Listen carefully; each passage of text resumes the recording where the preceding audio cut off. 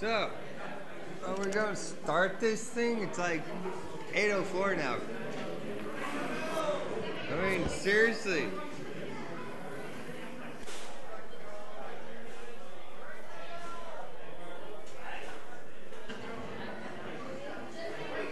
I'm under contract. I can't leave until I'm told. Hey, it's only 4 minutes late. Come on. When it's 10 minutes, that's when you get mad. Yeah. Yeah, see, he's right. Ah! An hour. Just riot. If it takes an hour, just go out and riot.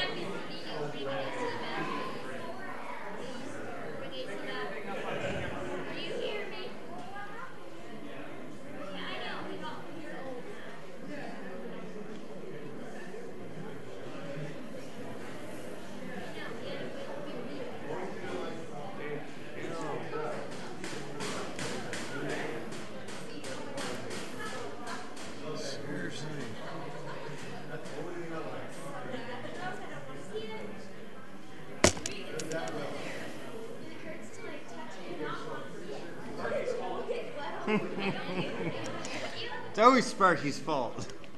No comment. I'm new here.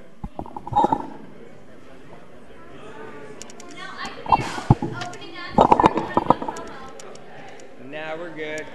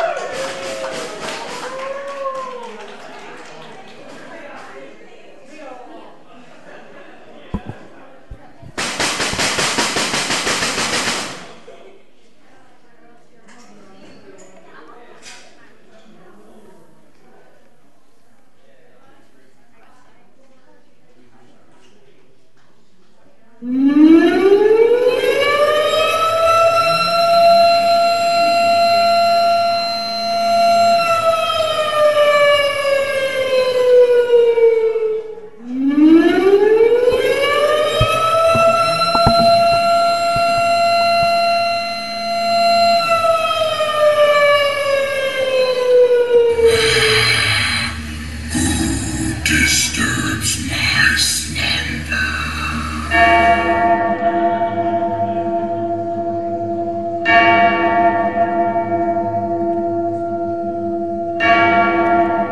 Welcome, wrestling fans, to the Goldmine. This is Gold Rush Pro Wrestling presents King of the Goldmine. I am Matthew Friel, the greatest mind of professional wrestling. Alongside me today, Tony Gonzalez.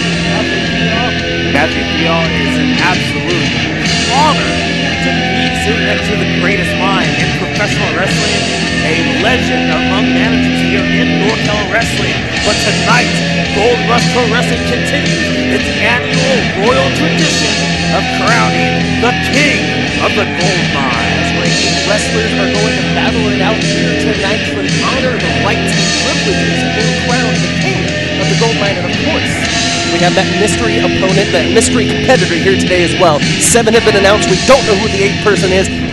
I don't even have a guess. We have absolutely no clue who it could be. I've pretty much seen almost everyone who's in the tournament tonight except for this mystery entrant.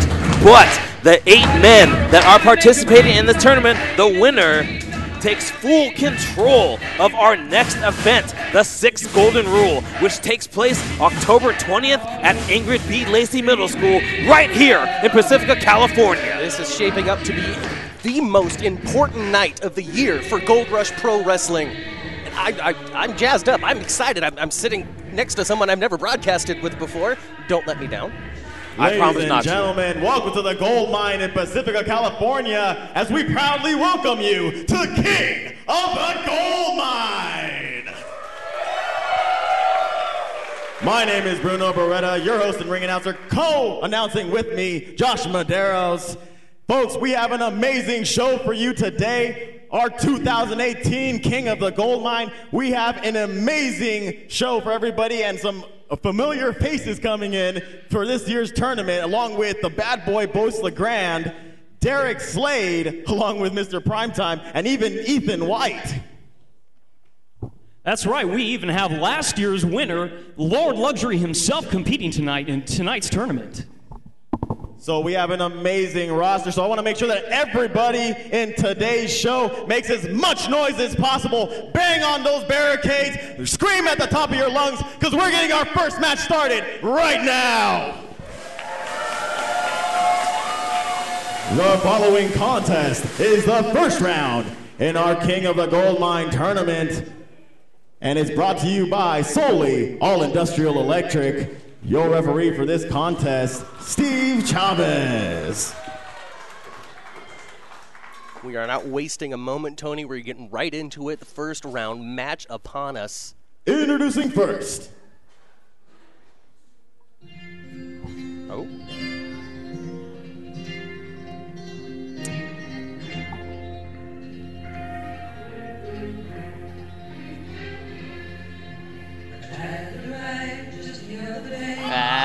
There he is.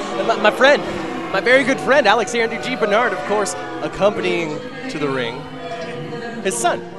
You're friends with that guy? Accompanied by Alexander G. Bernard and his wife, Mrs. Bernard, from Berkeley, California, weighing in at 228 pounds. He is the American Ideal, Ethan White.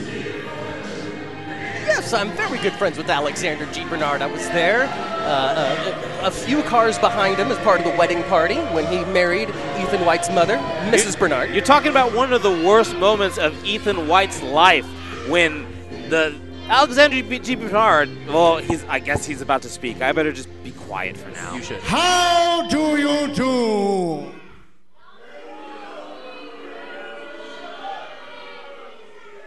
For the unacquainted, my name is Alexander G. Bernard. The G stands for gravitas, the ability to capture the attention of any room where I stand. A trait unfortunately unshared by my wife and delinquent son, Ethan White.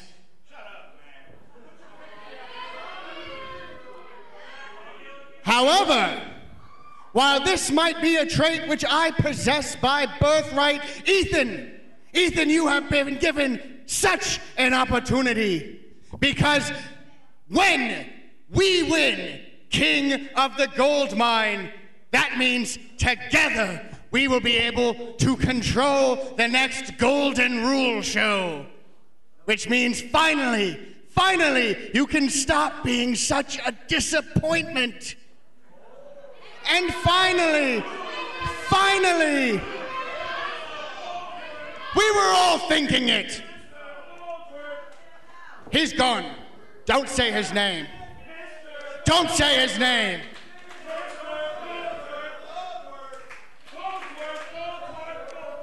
And finally, I will be granted the Gold Rush Heavyweight Championship opportunity I have been so wrongly denied during my tenure.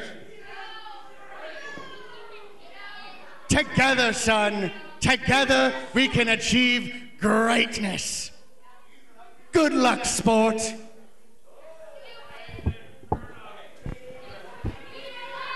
Well, Alexander G. Bernard letting sure everybody knows exactly what his intentions are when his son, you know, stepson, sure, stepson, but he loves him like it's his own. I would not call this love. I would call this absolute pettiness by this and his opponent, yacht captain Alexander G. Bernard, who wanted to make his butler's life so miserable that he married the woman he loved out of spite. Out of spite? I've never seen a man so enraptured, so in love with someone as I've seen Alexander G. Bernard and Mrs. Bernard.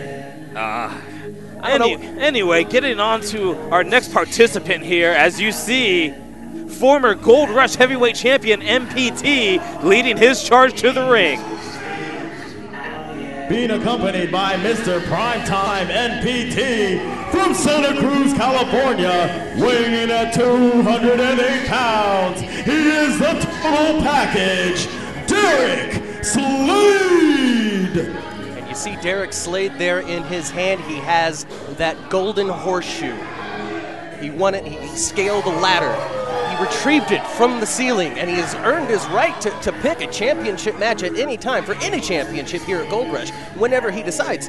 But add on top of that, becoming king of the gold mine, he'd be unstoppable. And not only that, but having the iconic MPT in your corner as well, leading you towards the Gold Rush Heavyweight Championship. Look, I'm very high, very, very high on Derek Slade. He truly is the total package. Look at him. Great looking kid, great body, Sure I can has figure all out the how to ability turn in the this world, thing on Matthew. myself.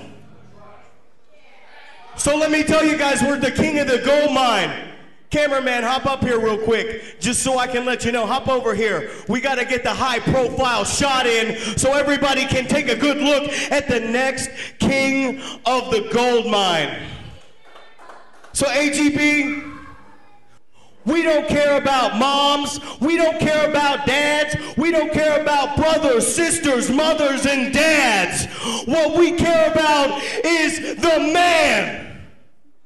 The man who's gonna take Gold Rush by storm. The man who tonight is gonna win the King of the Gold Mine.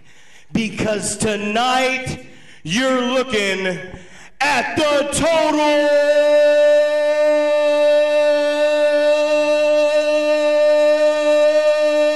package, Derek Slade.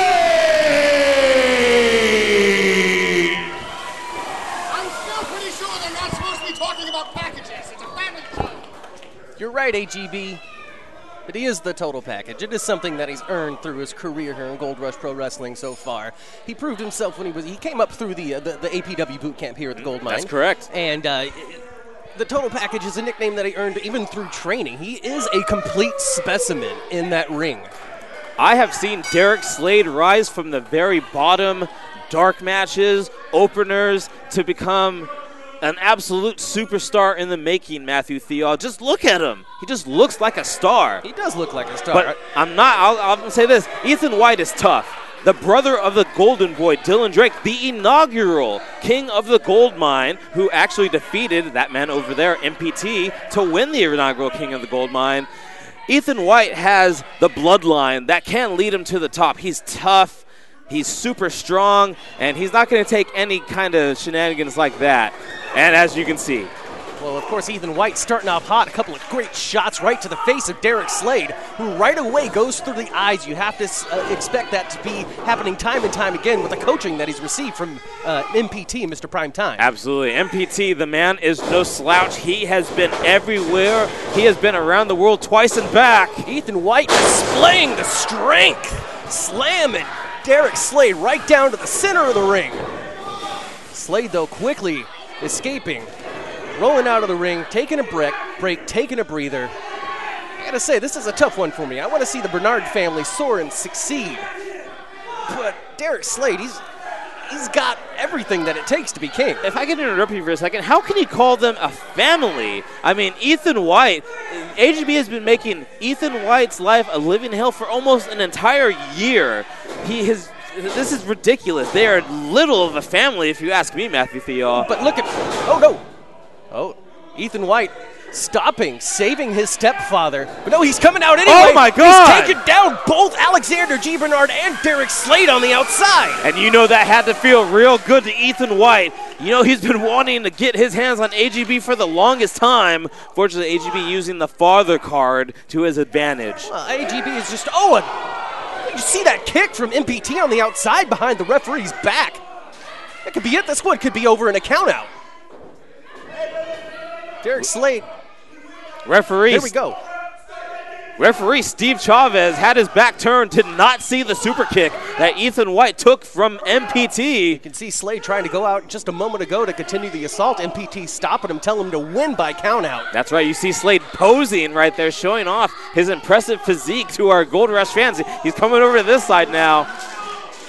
And Ethan White has yet to rise. I don't even know. Oh, there he is. He's right there. He's getting up now. Alexander G. Bernard shouting instructions, giving his son encouragement, making sure that he has everything in order. The cobwebs out of his head so he can come in and he can win this match. I'm surprised AGB hasn't tried to do anything dastardly, especially with Ethan with the dive out on him as well. He is keeping his distance. I will give him that. He's not going to try to fight his own son, but Derek Slade not allowing Ethan White to get back onto his feet once he re-enters the ring. Nice neck breaker. Here we go. Pinfall attempt. 2 count. Ethan White is able to kick out. You know, we can see MPT on the other side shouting orders to his charge, Derek Slade. As I mentioned before, MPT was the runner-up in the inaugural King of the Goldmine tournament, losing to Ethan White's brother, Dylan Drake. You know MPT would like nothing more than to see his charge, Derek Slade, take the King of the Goldmine tournament. Well, Derek Slade choking Ethan White on the second rope, stalking his prey in the corner. He is in full control of this match so far, rocketing elbow right to the jaw of Ethan White. You're saying he's the little brother of Dylan Drake. It's a nice foundation, but of course, having a stepfather, the caliber that Alexander G. Bernard is, it could be everything that he needs to win the King of the Goldmine tournament, especially with charge and tackles like that. You know, I think Ethan White is highly capable of doing everything by himself. If he wanted to win the King of the Goldmine tournament, he can definitely do it himself. He doesn't need AGB in his corner. Scoop slam by Ethan White. He's announcing his intention to go to the top rope. And as you see over here, Ethan's white mother, she is cheering him on. Oh, what is this? MPT grabbing the foot of Ethan White right in front of the referee. Is he allowed to do that? Oh, no. It seems as though Steve Chavez is letting a little bit go here in this match. I mean, it is one of the most important nights in Gold Rush Pro Wrestling. You don't want to see a first-round contest end at a disqualification. Absolutely, Matthew Thiel. Steve Chavez, I mean, he wants to make sure there is a winner, a clean winner in this contest, but so far from what I've been seeing, that isn't the case. Derek Slade warming up that leg, awaiting Ethan White getting back to his feet. Misses, though. Derek Slade hooking himself up on that top rope. Oh, no. Definitely not where he wants to be. No. As everybody knows, that is a painful predicament to find yourself in, and it could just be the opening that Ethan White needs to take over this contest.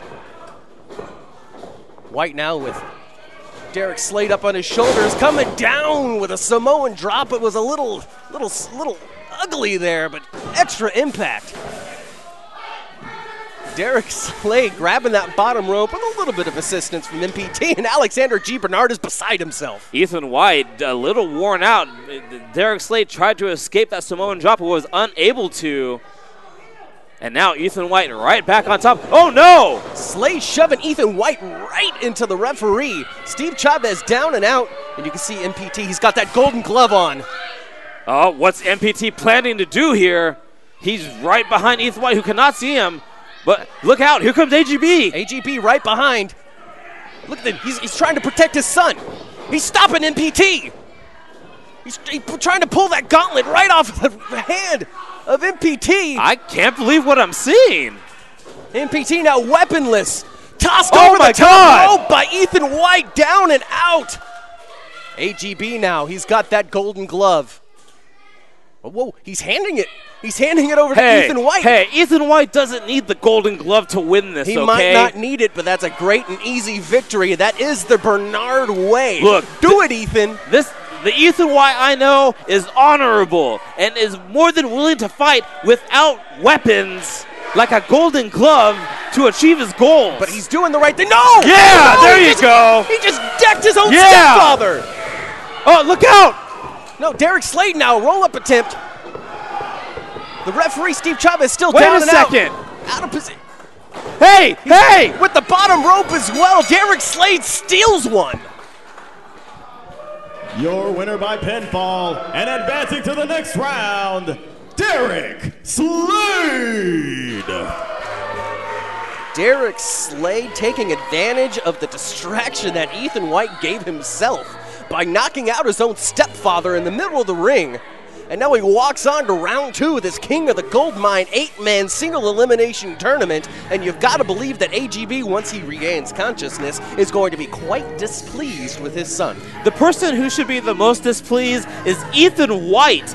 Ethan White had this in the bag. He didn't need any help, and yet AGB felt it was his duty to stick his nose in Ethan's White business, and it cost him this first-round matchup. Well, if Ethan had did the right thing and punched Derek Slade in the jaw with it, then he would have been able to walk away with the victory on this here tonight. That's not the right thing to do, Matthew Thiel. You know that's not the right thing to do. I don't know what you're talking about. Well, Ethan White walking away disappointed. He took the opportunity to deck his father instead of decking his opponent. Derek Slade now charging in right into round 2 as King of the Goldmine continues here live on YouTube.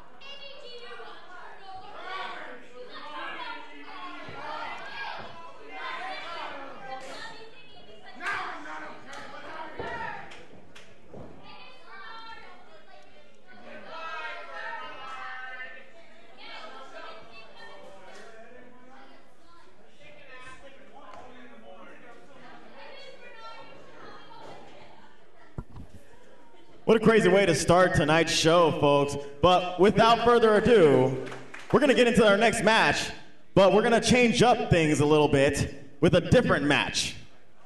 Or different opponents, better said. The following contest is our first round contest in the King of the Goldmine tournament, scheduled for one fall. Your referee for this contest, Alex Goldstein. Things switching up here at the last second. I'm not sure what quite to expect from this next contest.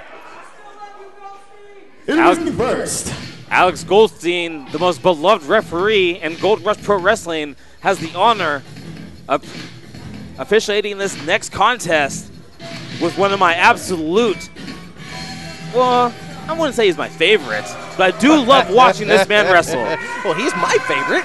It's Levi Shapiro, another one of my best friends. I love seeing this back-to-back round 1. Stop on the loop, weighing in at 215 3/4 pounds, the unorthodox Levi Shapiro.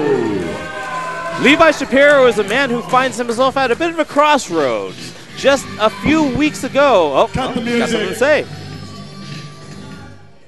How you doing, ladies and gentlemen of the Gold Mine? Are y'all ready to get old school? You know, I know that it was billed here tonight for me to face Boyce LeGrand and for me to take his title, and I know he's running scared because he's not even in the building yet. And I don't want to wait any longer to be the king of the gold mine. So I decided to go to the brass and change up the card. So I'm facing Johnny Dynamo, and we're going to do it right, and I'm going to go to the top and get that crown. Well, you know, when Levi Shapiro wants something, he gets it. If he wants to wrestle earlier in the night, he gets it.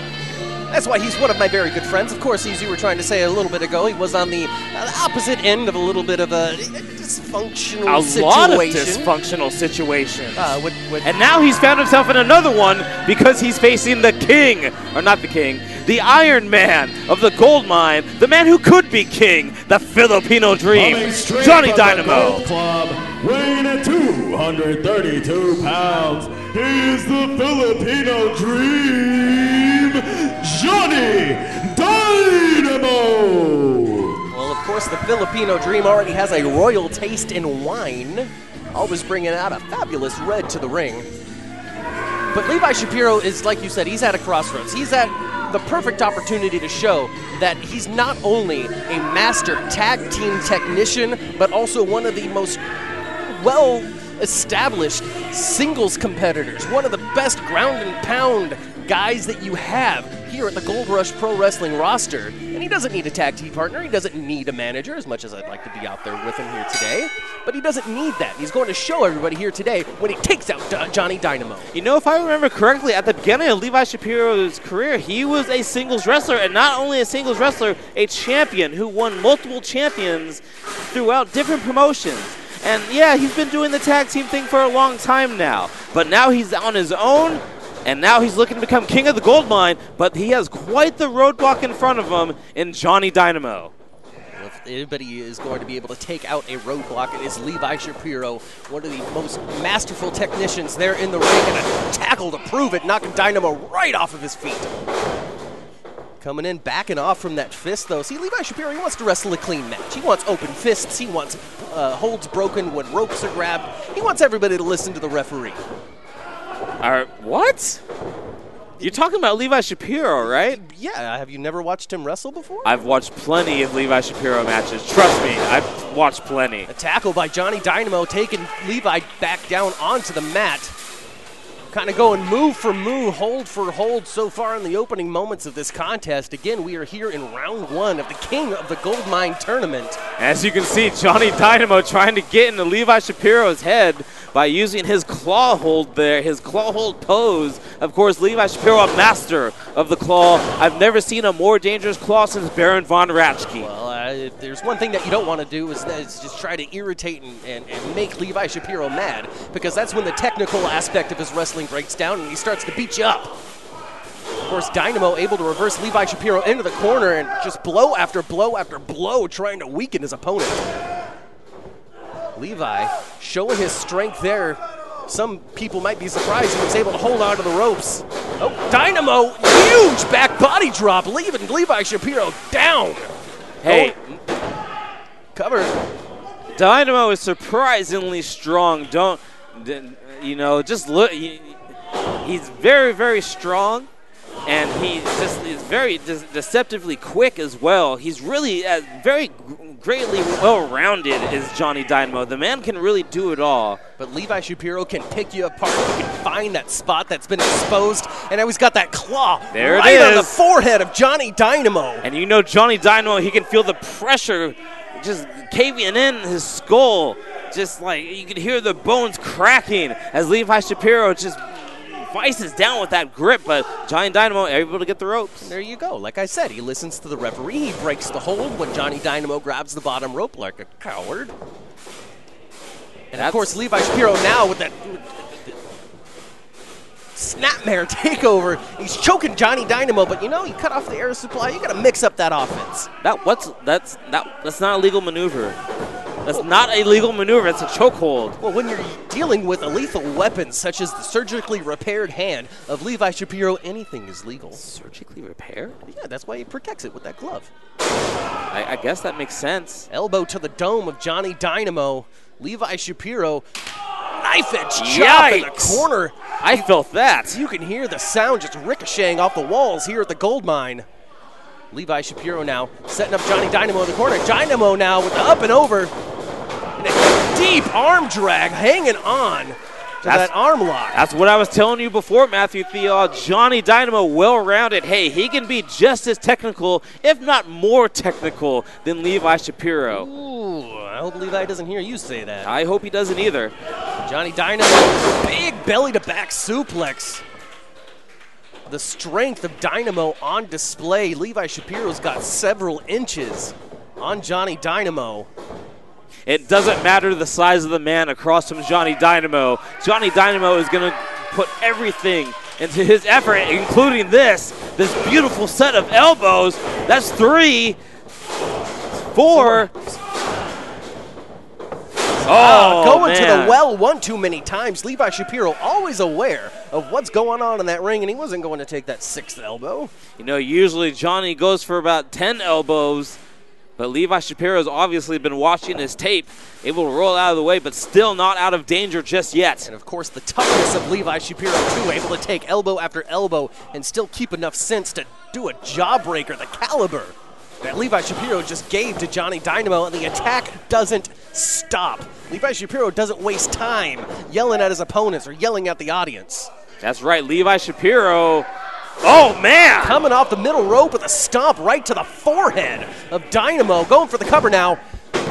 And a 2 count. Johnny Dynamo kicking out, saving the match for himself. 5 minutes is elapsed You know, in this Levi first round Shapiro contest. doesn't have 5 many minutes has moves elapsed where he in this comes off the first round rope, but that was contest. absolutely brutal. Oh, and then hits him with the snake eyes. Hanging Johnny Dynamo up on that top corner and a nice fist right to the face, knocking Johnny Dynamo clean out in the middle of the ring. Dynamo thinking he might be back at the Gold Club right now, but he is not. He is flat on the mat in the middle of the ring with Levi Shapiro stalking him, ready to make his next move. Another straight shot right to the face of Johnny Dynamo. And of course, last time we saw Johnny Dynamo at Gold Rush, he knocked himself out along with Sir Samurai. Was lucky enough to get that win, maybe earned his right to be even in this tournament through that victory. And that should tell you something right there. Anybody who can survive Sir Samurai, Mr. Punishment, is super tough, and Dynamo is extra tough. Levi Shapiro not wasting any strength, any movement with those straight fists to the face of Dynamo, who brings in Levi Shapiro the hard way. Dynamo turning the tide here. What is he going for here? He might be going for a German suplex. He's got that waistlock applied, that German suplex. Again, the strength on display of Johnny Dynamo, the Iron Man of Gold Rush Pro Wrestling. That's right. But you got to see how much that Levi Shapiro has taken out of Dynamo so far in this contest.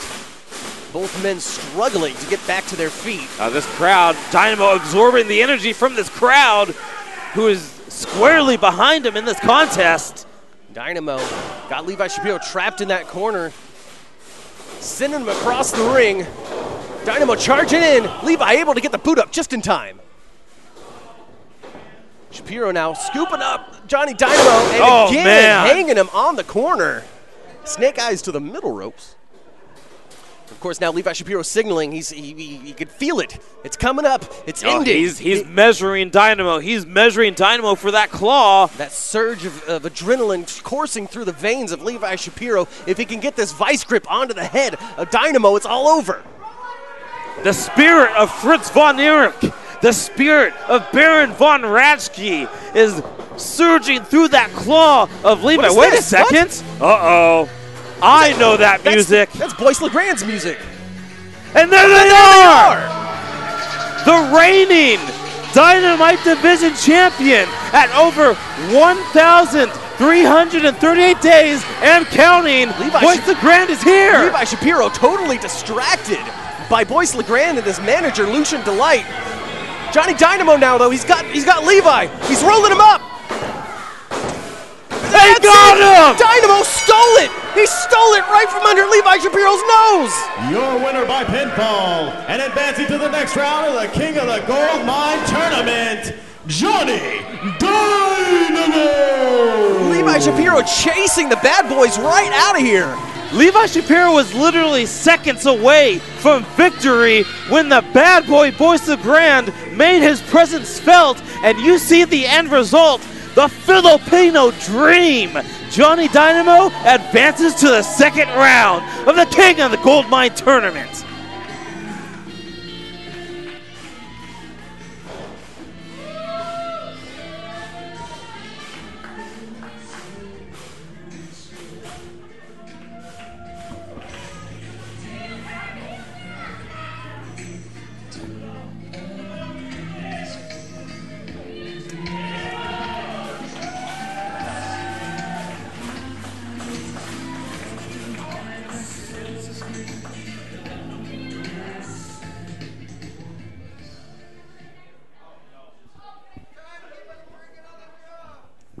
Well, folks, that was an exciting match, if not somewhat unexpected. However, this next matchup, I hope you can expect it to be an exciting one as well. This contest is a first-round matchup with a 20-minute time limit scheduled for one fall. Your referee for this contest, Alex Goldstein. The tournament rages on. Round one continues. Here we go. You can hear it now, the music of the current Lord, the King of the Goldmine. The man who won last year's King of the Goldmine tournament and had the man who had full control over the 5th Golden Rule and if you were there like I was, he had a little bit of a power trip, did Lord Luxury, but he's back here tonight in the gold mine to defend his crown. Well, when it comes to a decorated wrestler such as Rick Luxury, wrestling personified himself, any accolade that you can add to your repertoire, like being a king of an entire wrestling promotion, is from the kingdom of Eternia, weighing in at 315 pounds, he is wrestling personified Lord Rick Luxury. Well, what I was saying is that he's earned the right to walk around with an ego and a chip on his shoulder, because if there's anything that Rick Luxury can do, it's win a match. I'll give you that method, y'all. Rick Luxury knows how to win wrestling matches any means necessary. And he did that last year, and that's how he became King of the Goldmine. And his opponent. And of course, Luxury showing the confidence coming out here with that Prince Mars. Wait a second. Whoa, Is this the mystery opponent? Cowboy Charlie is the mystery entrant? No way. There's no way he made the height requirement. From Pacifica, California, weighing in at 218 pounds, he is the Brace Face Showcase Cowboy. Cut the music! Oh. You suck at your job. Shut your mouth. I'm way better on a microphone. What in God's green earth are you doing out here tonight? You shut your mouth or I'll slap the spit off your lip, fat boy, you understand me? In case they don't educate you in the middle school that you belong to, this is King of the Goldmine, my show! This isn't the Young Lions Cup. You're not going to be able to become the Prince of Puberty here. I am Lord Luxury, and this is still my royal ring. And this is a travesty of justice and an embarrassment that Gold Rush Pro Wrestling would put a mere child in the ring with a grown man again.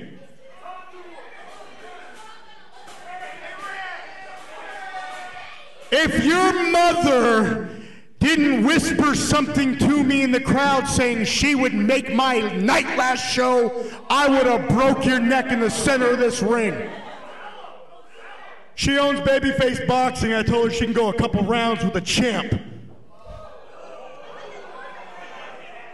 You know, within a snap of my finger, I'm like Thanos up in here, and I will end you whenever I want to. In the center of this ring, I will pile drive you, and I will pin your shoulders to the mat. So why don't you save all of these people from seeing the beating you should have got from your parents at the hands of a real man, and duck out and walk to the back right now. Referee, accept his forfeit and raise my hand. You know what, Rick Luxury? No one's going to be raising your hand tonight, because I'm not even the one you're wrestling tonight. What? Well, I got some news for you. I brought back my best friend, especially for you tonight. Oh, it's not Matt Carlos. Hit his music. What? Oh no. What? Oh no! Oh no! I can't believe it! It's him!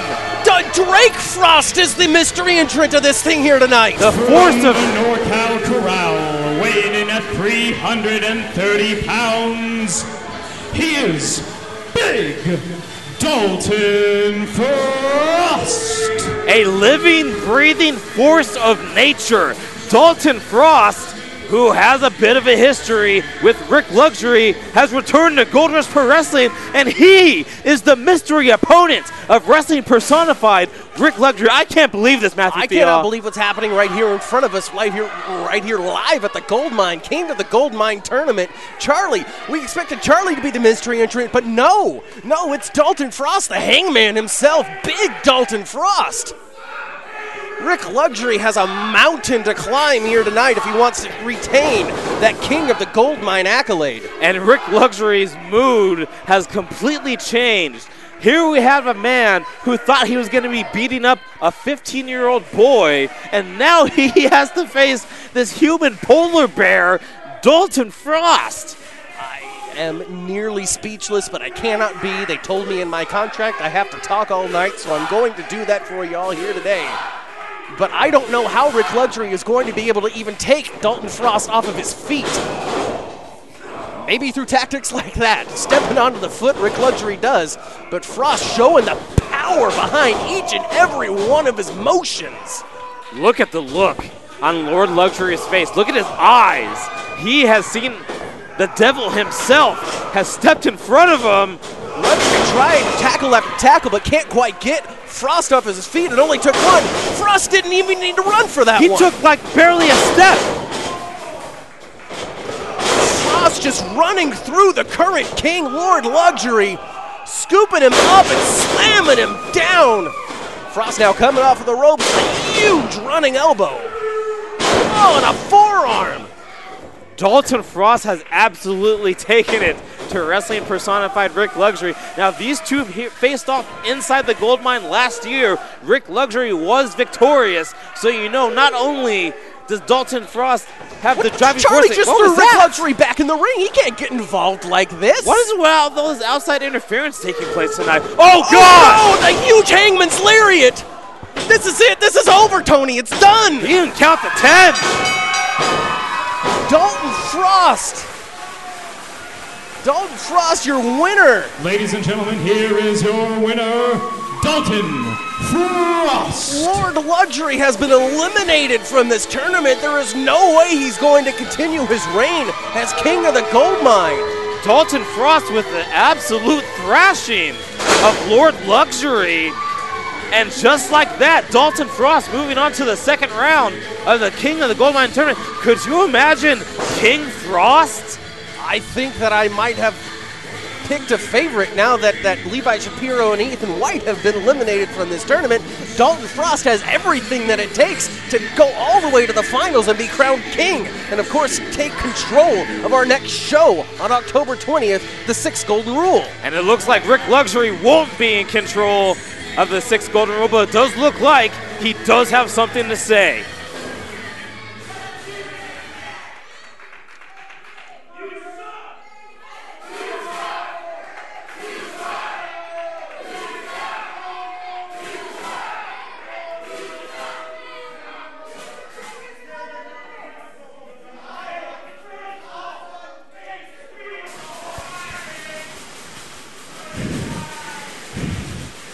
Cheer, hey Rick, you suck all you want.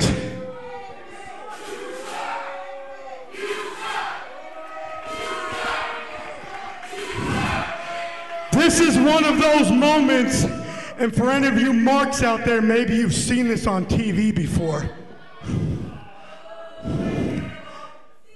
But you people are the most disrespectful fans I have ever met in my entire life.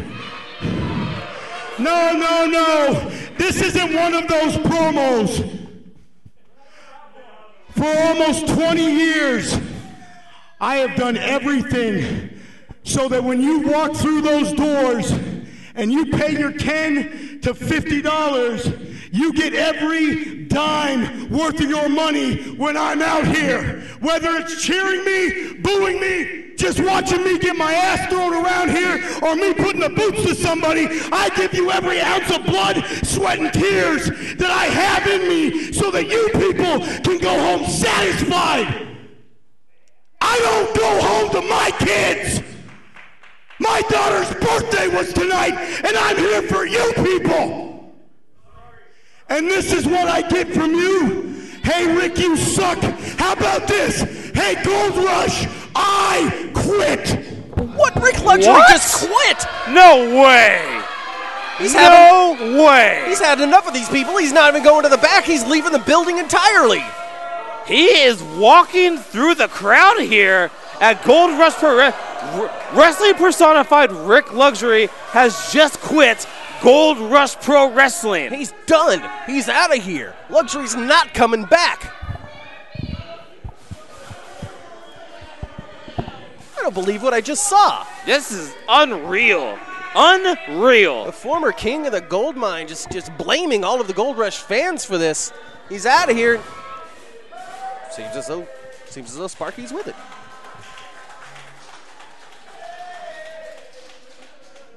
Well, folks, I'm not really sure what to make of what I just saw, but let's continue with tonight's tournament with this next first round matchup that's scheduled for one fall with a 20-minute time limit. Introducing first. And here we go, Tony. We've got the final first round match of the King of the Gold Mine tournament. There's only 2 competitors left. We know who the mystery one was. It was Dalton Frost. We just saw him out here, of course. So you know what's coming. Absolutely, I know what's coming. I know what's we coming. both know what's coming. We're going to see the Dynamite Division champion That's here right. in action. Now, if I may, according to Boyce LeGrand's legal team, we must do this every Gold Rush program. Yes, I have it written down here. Yes, go ahead. It's a 1,338 days and counting. Yes. As the Dynamite Division champion.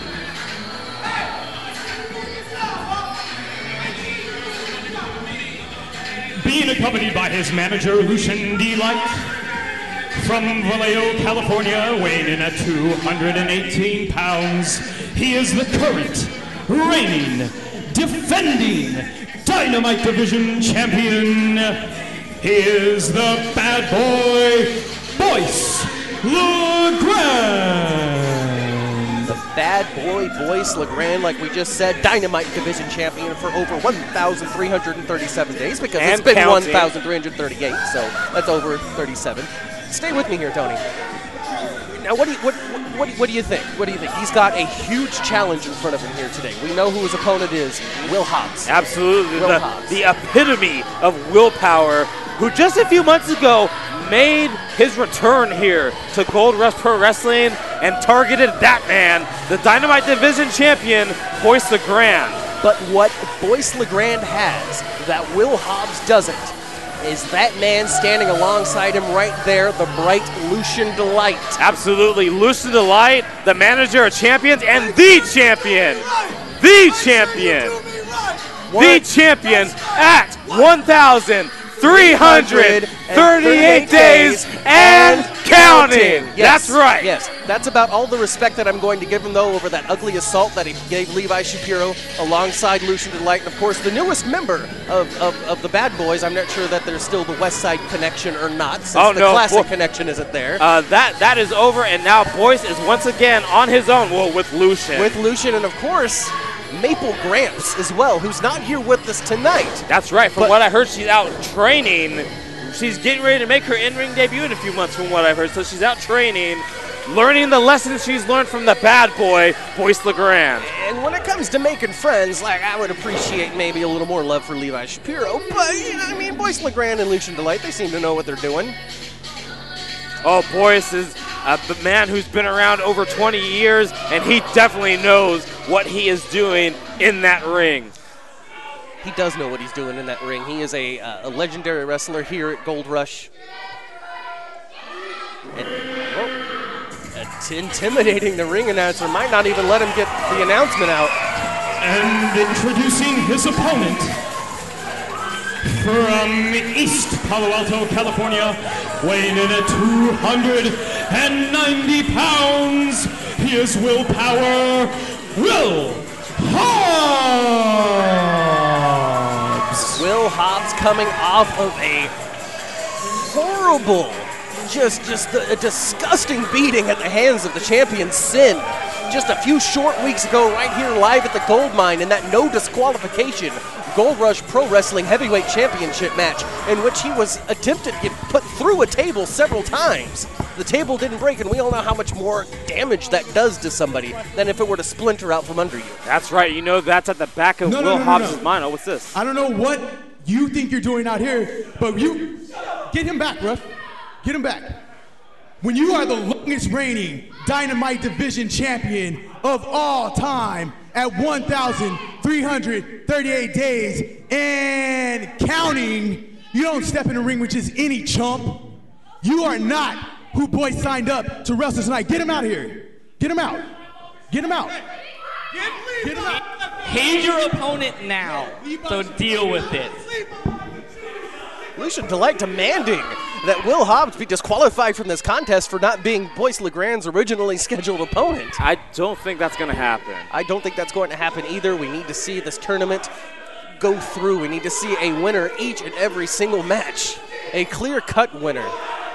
Look how confident Will Hobbs looks, man. As I was saying before, that beating that you described that he took earlier from the Creepy Show Carnival has to be at the back of his head right now, because right now his focus has to be the man in front of him right now, Boyce LeGrand, and of course, the major goal of tonight, becoming king of the Goldmine. And you know, if Will Hobbs becomes king of the Goldmine, he could easily use that full control that he has, maybe get himself a little bit of redemption against Sin, maybe. You have to wonder exactly what Will Hobbs would do if he's able to make it all the way to the end of the tournament here today, gaining full control of the 6th golden rule, in which he is in charge of scheduling every single match that night, including one that he may or may not be a part of. Well, I hope this match starts soon, because Boyce has just been doing a lot of talking. He hasn't even taken his belt off yet.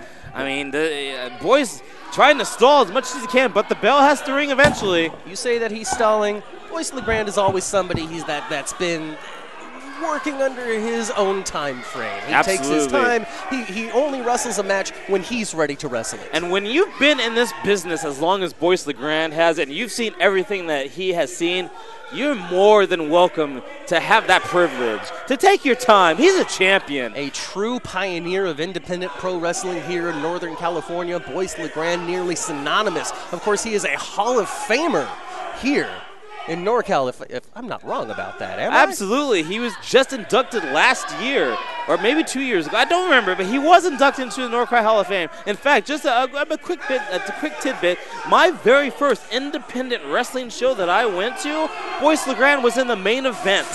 So that makes, this is nothing new to me. Boyce LeGrand has been in high-profile matches since the beginning, and this is just another one, and hopefully the bell rings soon. There's a lot of talking going on. I have had the honor to call many a Boyce LeGrand match over the last 10 years of my own personal broadcasting career, and this one is, it has to be among one of the best. Boyce LeGrand, Will Hobbs, the epitome of willpower himself, in this final first-round contest for the King of the Goldmine tournament. Boyce still talking. Boyce is still talking. Boyce LeGrand will do each and everything that he can to try to crawl into that brain of his opponent to make sure that they are off their game, they are off balance, and not ready to take on the challenge of the Dynamite Division champion. And Will Hobbs wiping his hands off on the shirt of the referee, Jimmy Mack. Apparently he thinks that Boyce LeGrand might be a little too greased up. Oh, Jimmy Mack being used as a sweat rag here, poor guy. But Will Hobbs himself, a former Dynamite Division champion, I've seen him defend that title in many wars with the likes of MPT, Dave Dutra, just to name a few. And, you know, he has experience in these big, epic matches as well. Oh, boy, Boyce LeGrand giving it to the fans.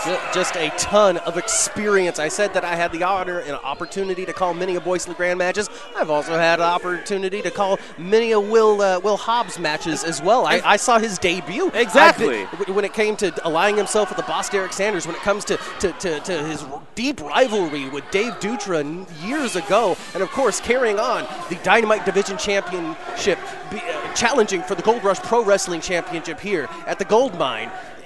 When it comes to accolades, when it comes to the tail of the tape, if you will, there is a lot of similarities between Will Rude, Will Hobbs, and Boyce LeGrand. Absolutely. Will Hobbs, Will Hobbs, I will give him one bit of advantage over Boyce. He definitely does have the power advantage over Boyce LeGrand. Of course, Boyce LeGrand is cunning, a thinking man's wrestler, another man just like a Rick Luxury, willing to do what it takes to win a match. And so far, it's starting off slow here. Boyce LeGrand very apprehensive being across the ring say from Will apprehensive, Hobbs. I say, like I said before, he's wrestling under his own pace. No, Boyce LeGrand, he's such a strong competitor. This isn't even his first match here today.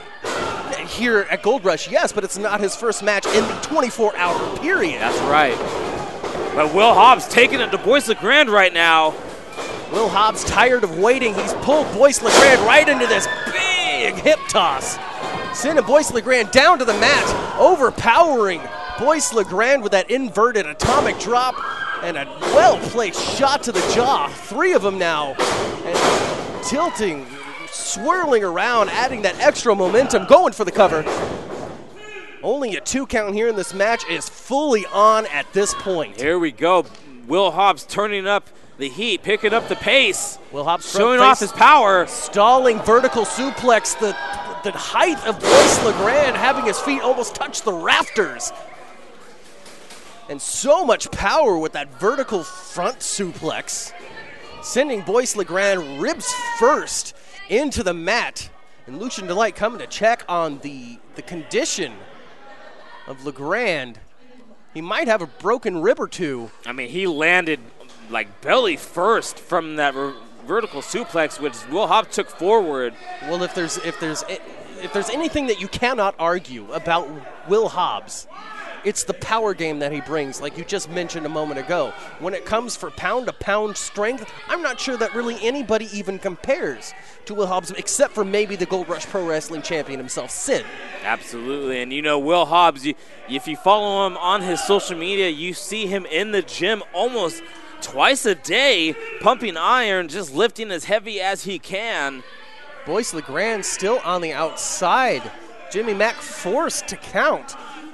But after taking that front suplex, it might be all over for the Dynamite Division champion if he can't find a way to get back in there. Boyce LeGrand in a bad way on the outside, finally to his feet, but he is really feeling the effects of that front suplex. He's trying to work out the kinks, work out the pain.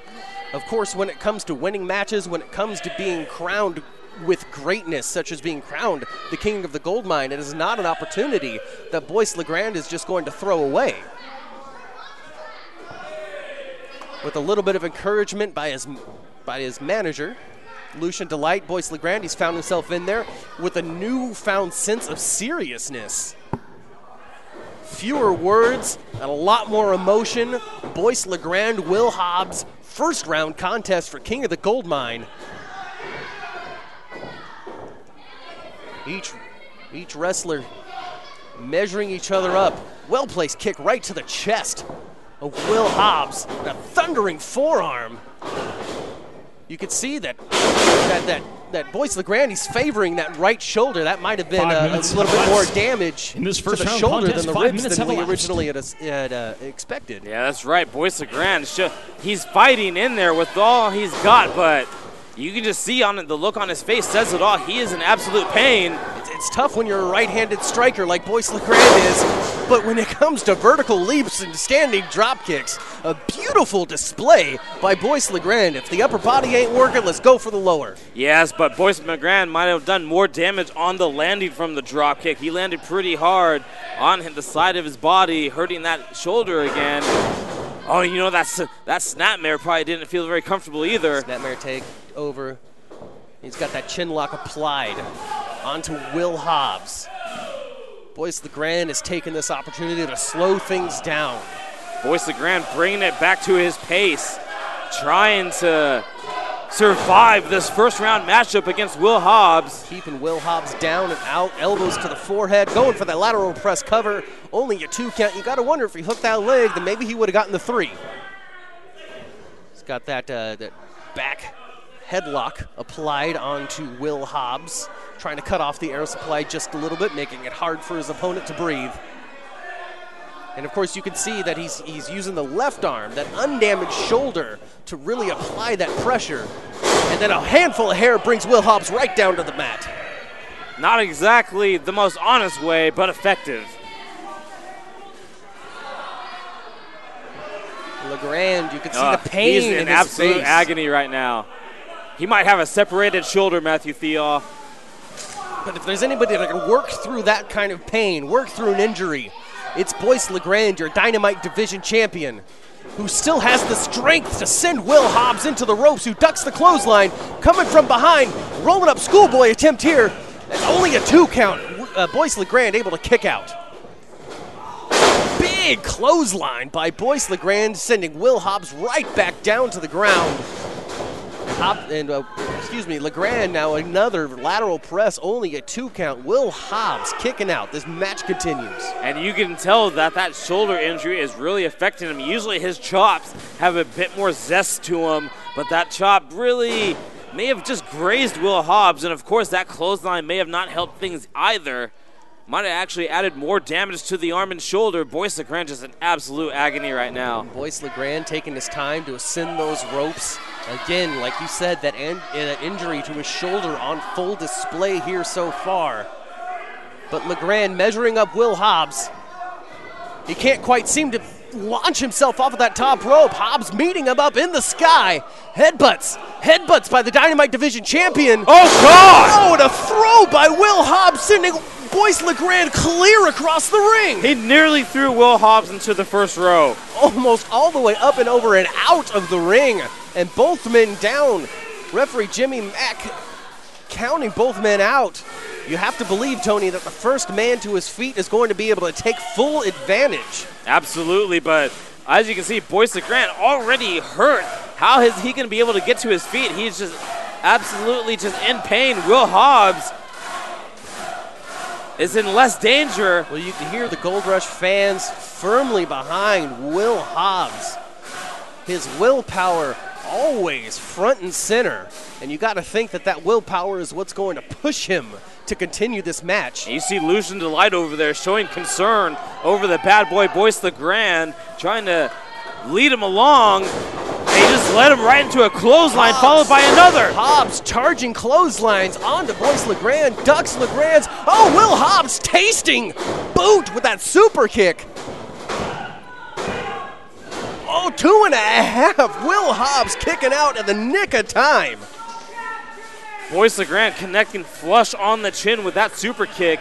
However, Will Hobbs is just double tough, able to kick out. Will Hobbs in a dangerous position here, but what? Oh, what is this? Hey, wait a second. The music of another distraction here tonight in the first round. That's Levi Shapiro's music. Boyce Where LeGrand, is he? He's no, whoa. Will Hobbs scooping up the Dynamite Division champion with a running power slam, clearing the center of the ring. That might be it. And it is. There we go. Will Hobbs picking up the victory. Here is your winner, Will Hobbs.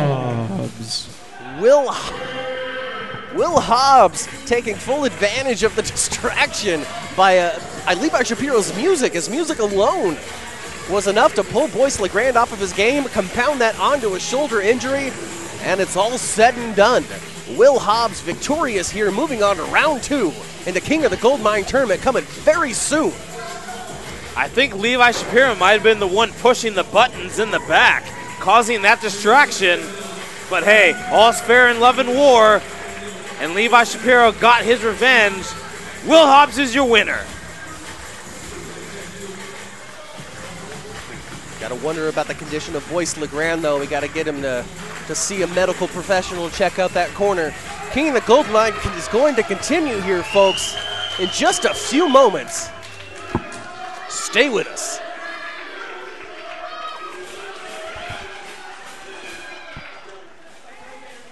Folks, what an amazing way to end our first round of the King of the Goldmine tournament. At this time, we're going to be taking a brief intermission. We welcome you to join us at our concession stand to get snacks and refreshments.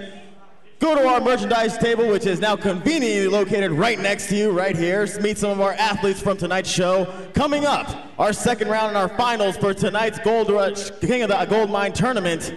And also, we have a tag team title match between the Hidden Futura and a Creepy Show Carnival. So make sure you come back and don't miss any of that. We will be right back, folks.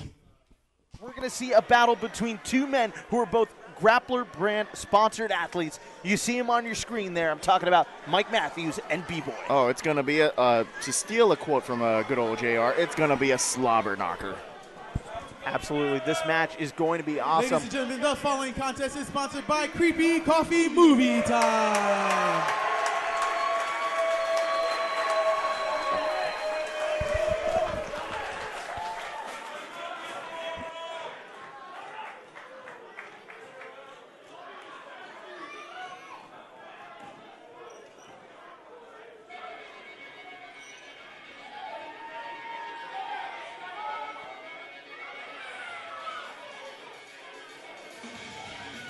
Introducing first, making his way to the ring from Chicago, Illinois, weighing 180 pounds, the Angel of Flight, Mike Matthews. All right, confession time here, Jeff Cobb. As you're seeing, I'm wearing a Chicago Blackhawks jersey here tonight. It's no secret. I lost a bet to this guy, to Mike Matthews, and I only have to wear this for the whole year.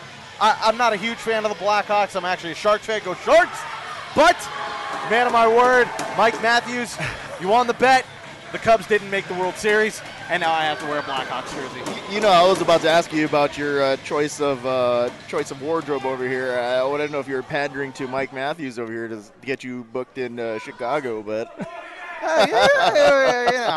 you do what you got to do, right? In any event, I digress.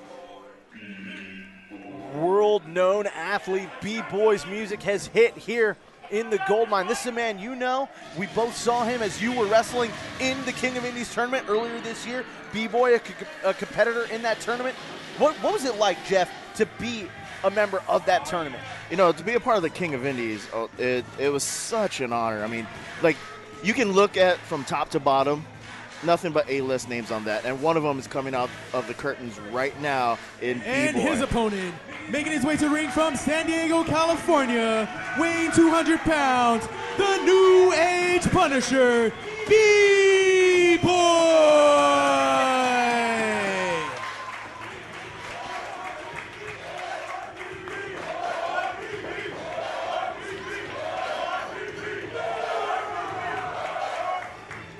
And here he comes, the New Age Punisher, a man who has been making a name for himself all across the globe for many years now.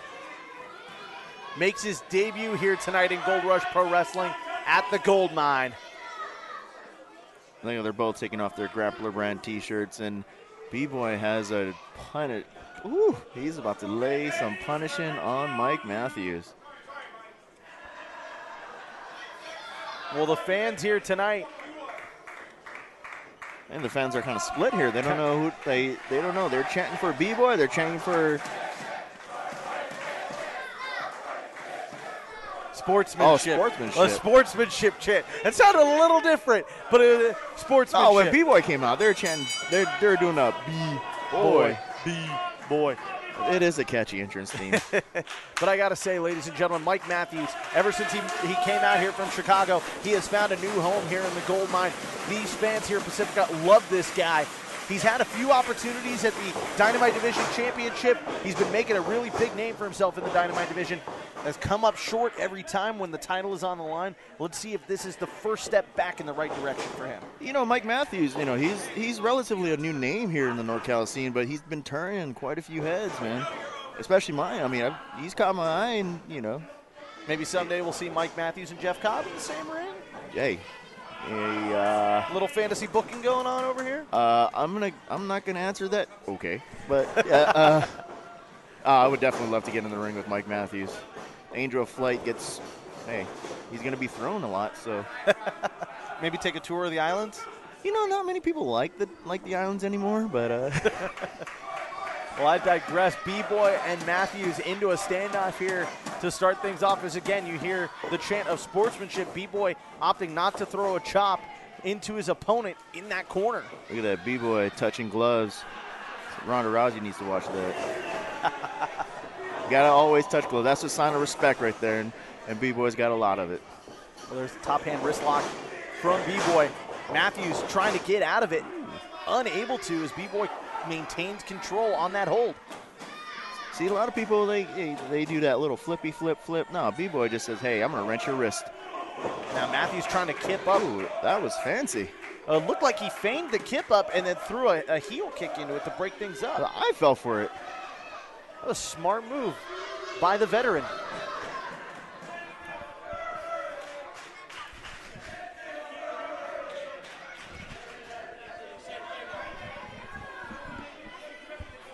These two both trying to shake a few cobwebs that they've got early on in this contest. And now Matthews taking down B-Boy, scooping up and dropping him down, and now going to work on that left leg of B-Boy. Oh, here we go. Matthews going to grab a submission maneuver here early on. Again, these two both grappler brand athletes, not afraid to go to the mat and grapple and go toe-to-toe, hold for hold. Oh, look at that. They're both part of Grappler Brand, and Mike Matthews is showing his grappling skills off right now.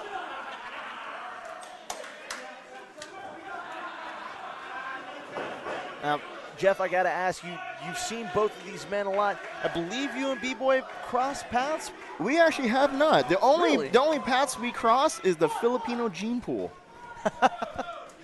We are both Filipino, but obviously I get the better looks of the I'm kidding, people. Don't hurt me. But well, so let me ask you this: as someone who has not been in the ring with either of these men, but is no stranger to in-ring competition, who's your odds-on favorite in this matchup? They're both pretty evenly matched.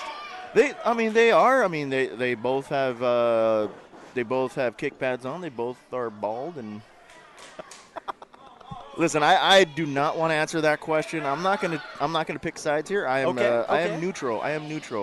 I'm all about competition. That may the best man win, and maybe I'll get the winner.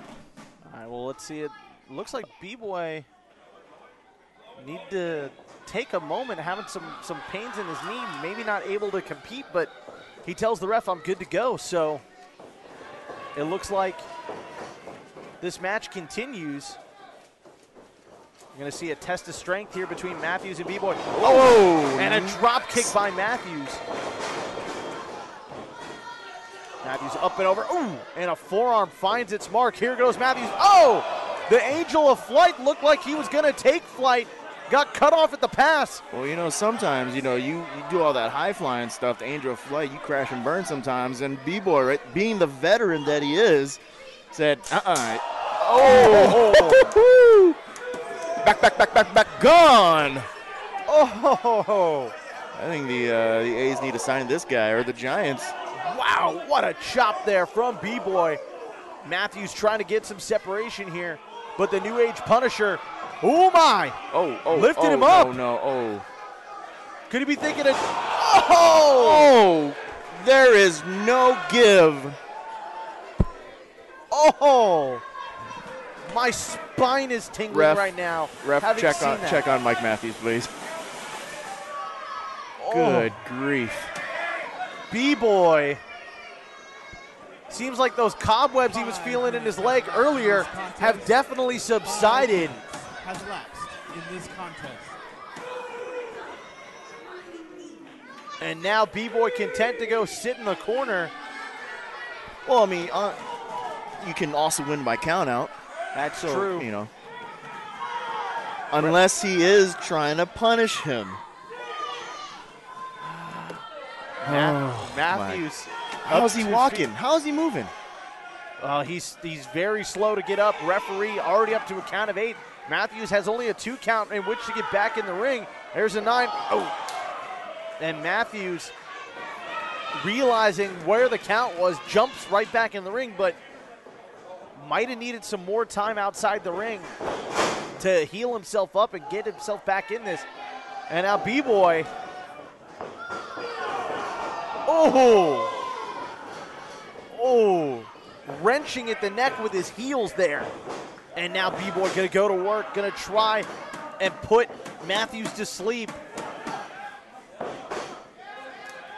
It's almost like kind of like an inverted guillotine. Yeah, it's like a guillotine, like a leg triangle. I don't know. It looks painful. Absolutely, to say the least. He's trying to cut off blood to the brain, and then all you see is lights out. Matthews has not been able to get his wits about him since he got dropped on the ring apron, but now starting to get back to his feet. European uppercut there on B-Boy. Matthews sensing an opening, looking for that clothesline, but B-Boy saw it coming, ducks it, grabs the hold, and now Matthews throwing some elbows, looking for some in the corner. Oh! Nice Japanese-style arm drag there from B-Boy in the corner, and the New Age Punisher showing why he has earned that name.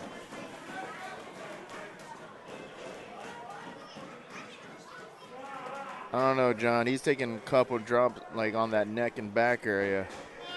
Whew, he's going to be sore tomorrow. Matthews in a world of pain. I'm sure he's already sore right now. Knife edge chop onto the pectoral region. For all you guys out there, the chest. The chest. And now B-Boy applying torque to the neck of Matthews, who is not enjoying this matchup at all. At the very beginning of this match, it seemed like these two were enjoying the sport, the competition of it all. But now Matthews trying to survive some of this punishment, Jeff. He's not enjoying himself anymore. Well, you know, B-Boy, like he's 15 plus years in the business. You know, he's a smart man. You know, he's sticking to his strategy. Angel flight, keep him grounded. And he's working on a body part. He's targeting, zeroing on that neck. He's wearing him down. Well, and Matthews as well, over a decade experience in professional wrestling. Relatively new to the Northern California area, as we mentioned earlier. Trying to fight back against B-Boy, and now some forearms being traded. Ooh. That was a big one. Ooh, B-Boy not making any friends here tonight, taking the elbow pads off. Warming those arms up. Now lifting Matthews up, talking a little trash in his ear. Throwing some unprotected forearms. Quick strikes, too. Here we go, B-Boy with momentum, got caught, countered, oh! Double knees to the back, there's roll, 2, 3, no!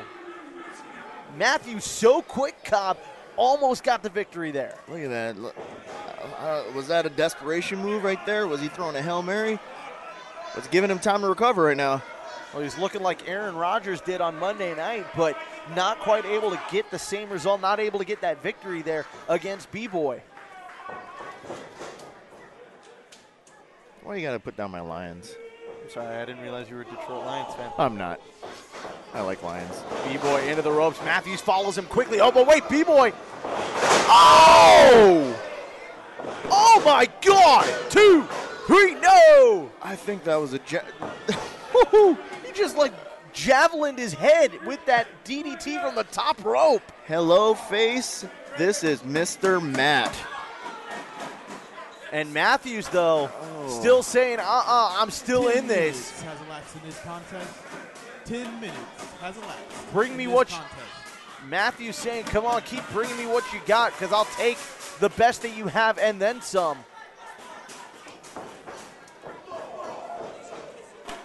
B-Boy with that forearm. Setting him for the ride. Irish whip, counter. There goes B-Boy into the turnbuckle. Matthews flying with that European uppercut. Going one more time. Ooh, big boot in the face. Here goes B-Boy. But Matthews running knee lift up there in the corner. Here we go. Oh! Running death valley driver. 2, 3, no! Oh. Matthews. So close. Matthews hit that running VHS driver, or the DVD, the Death Valley driver. The Beta Max. Woo! On B-Boy, but only able to get a 2 count. Oh. As you hear the crowd here applauding. Are they friends now? Oh, I guess not. Well, Matthews wondering what's it going to take to put B-Boy away and say, come on, man, have some respect. Feigning the face and then a chop. Oh! Back elbow from Matthews. These two putting it all on the line here tonight. You're seeing two of the best of the Dynamite division here tonight, ladies and gentlemen. Matthews looking for the heads, looking for the Hurricane Rana. Oh! Tombstone pile driver! 2, 3, no! He kicked out. He kicked out, John. Oh, sweet. The fight that Mike Matthews has. Oh, my God. The never say die attitude of the Angel of Flight on display. B-Boy trying to take some of the equilibrium out of him by spinning around as fast as he could, as many times as he could. Mike Matthews is a glutton for punishment. But I think B-Boy doesn't mind handing it out. Oh, good. Something's got to give here. Well, B-Boy, it might be Matthews' face that gives if B-Boy has his way right here. Referee checking on Matthews saying, are you sure you can continue? And now Matthews up to his feet. Here comes B-Boy. Oh, but he got caught. Matthews caught him into a roll-up. 1, 2, 3, no! Here goes Matthews. Ooh! Matthews, super kick to the temple, but oh, you just made him mad. And off comes the shirt. Matthews ducks a clothesline springboard off the rope. Oh! He caught him in the corner. 1, 2, 3, no!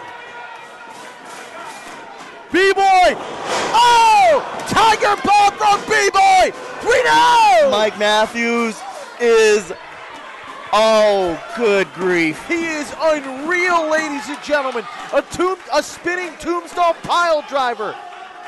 A cutter out of nowhere. And then a Tiger Bomb still cannot put away Mike Matthews. This has got to be frustrating for B-Boy. I don't care how many years you got under your belt. If you can't put him away, oh, that puts a wrinkle in your game plan. B-Boy can't believe it that it was only a 2 count.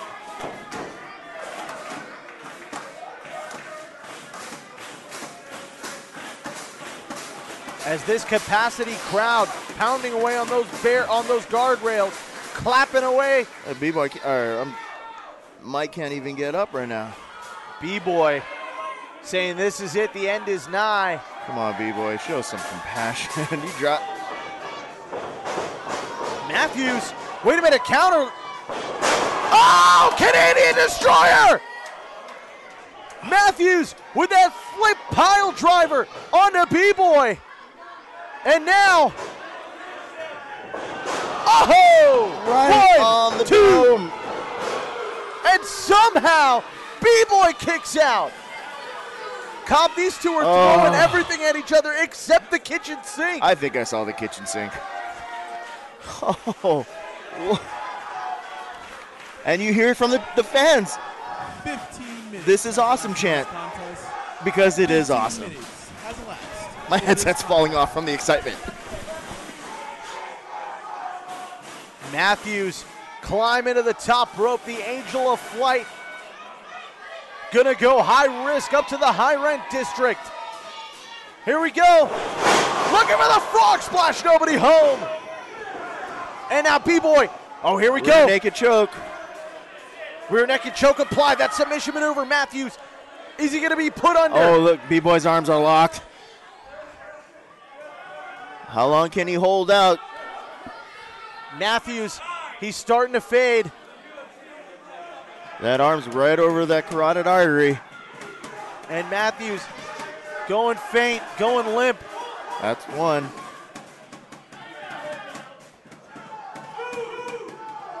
And Matthews, it looks like he's out. Wait, no. Oh. Matthews rolls through into a penny predicament. 2, 3. Oh, he got him out of nowhere.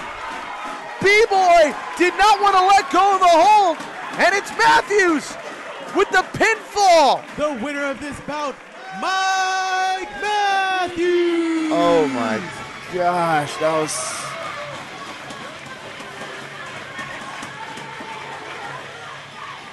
Do you think B-Boy got a little overzealous there, trying to keep that locked in because he had one more drop, it would have been over? He had the body hooked with his legs, and he had the rear naked choke applied. And after the second one, it looked like he knew he had a victory. He sensed it. He released the body lock, and that allowed Matthews to have an opening and shoot over into that pinfall. Oh my good! As Confucius once said, wait till the bell rings.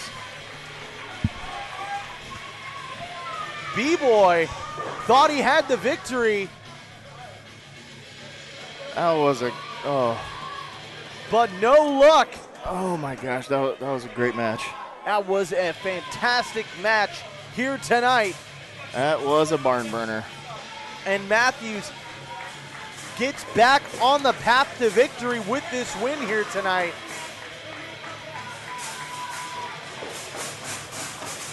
And B-Boy. What is it? Is he calling? Is he? Looks like he's asking for the music to get cut.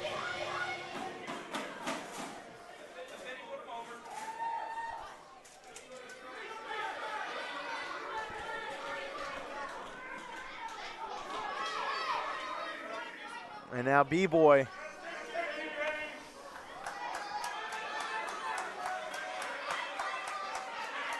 Matthews.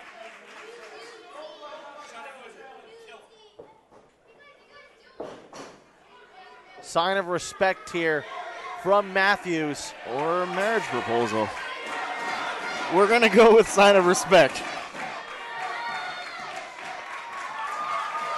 And that's what these two deserve, man. They left everything out here.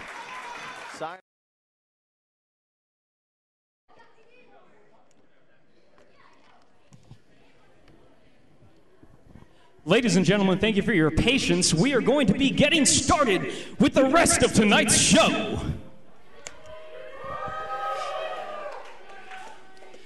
This following contest is the first of our second round, and it has a 20-minute time limit and is scheduled for one fall. Your official for this contest, Steve Chavez. Welcome back, wrestling fans. Introducing first.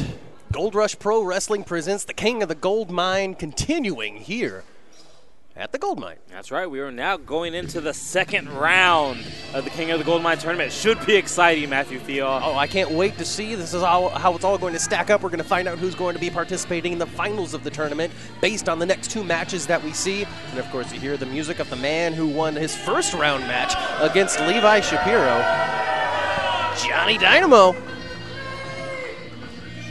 Got a refill of that red wine, Tony. Introducing first, straight from the Gold Club, weighing in at 232 pounds, he is the Filipino Dream, Johnny Dynamo. Yes, everywhere Johnny Dynamo goes, he demands a bottle of the finest wine from the Philippines for every one of his contests. So that's a bit of a perk that he has. I think it's really cool. It seems as though the Gold Rush fans here are strongly behind Johnny Dino. Each and every, well, not every one of them, but everybody here in the front row seems to be carrying a Filipino Dream sign. And his opponent,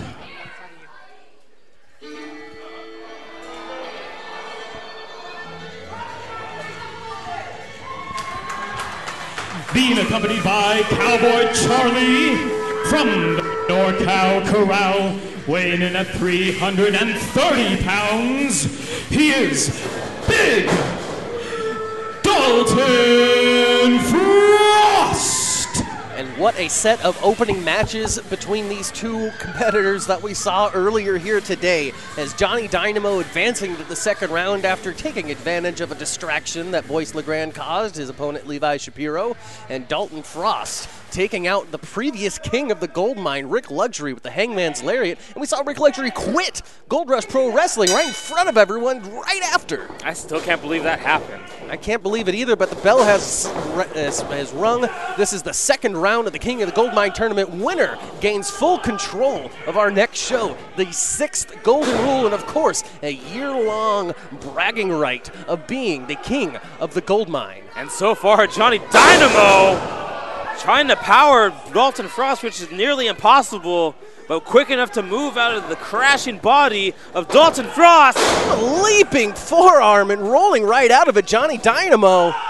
Oh, here we go. Here we go. You said there was 10 of these before, right? 1, 2, 3, 4. Oh boy. 5. This is where Levi got up. 6. No. Oh, he's continuing. 7. Frost just 8. taking him. Oh gosh. 9. 9 of them.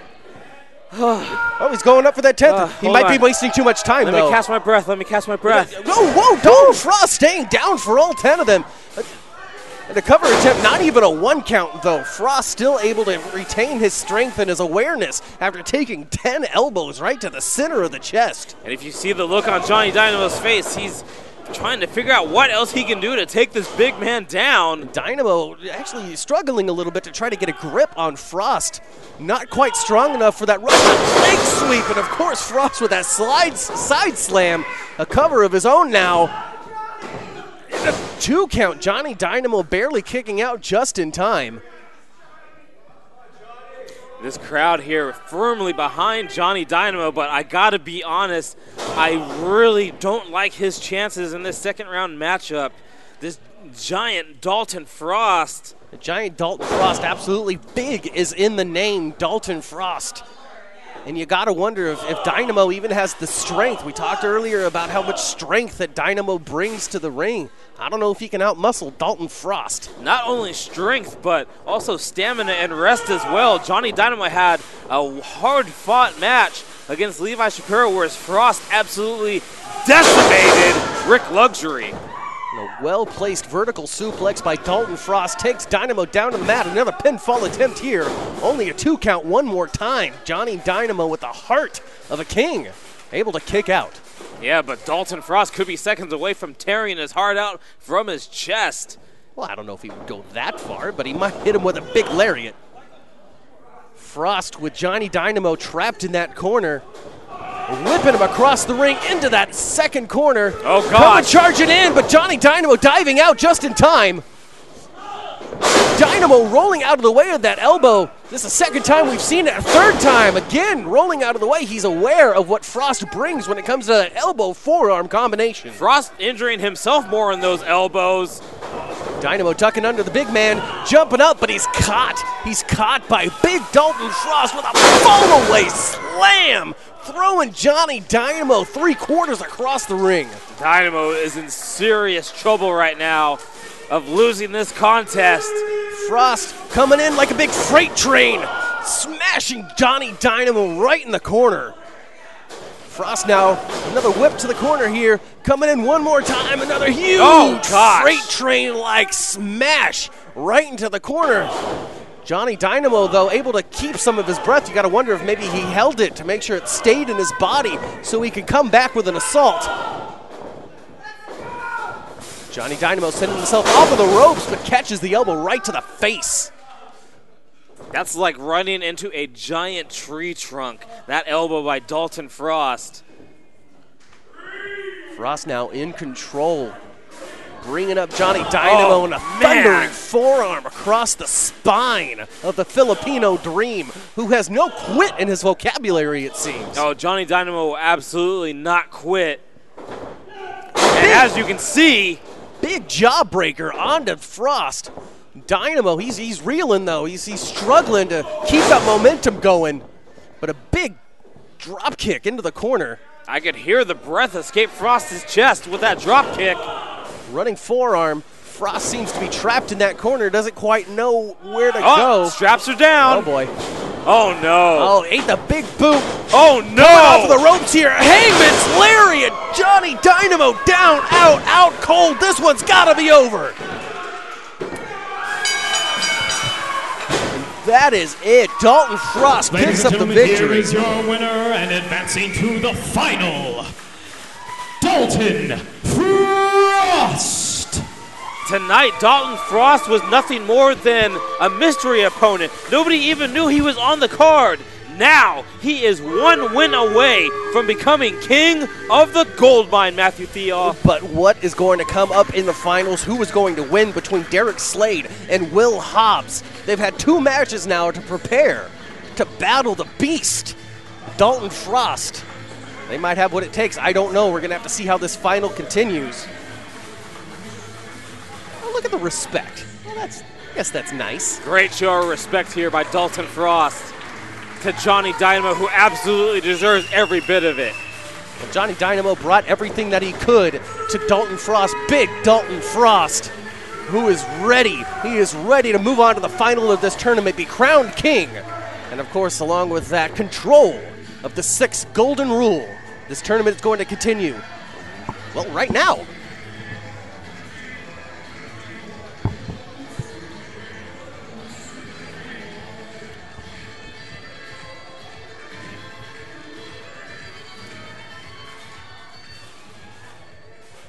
Ladies and gentlemen, the following contest is our second to last match before our final event for tonight.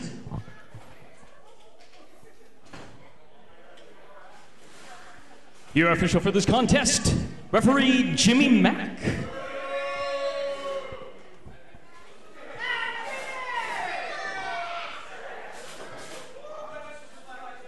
Introducing first,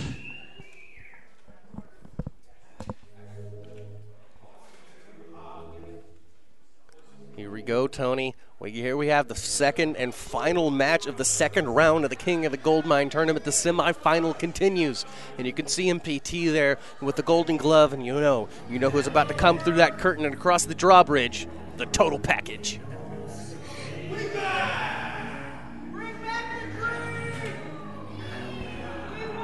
being accompanied by Mr. Prime Time from Santa Cruz, California, weighing in at 208 pounds. He is the total package, Derek Slade.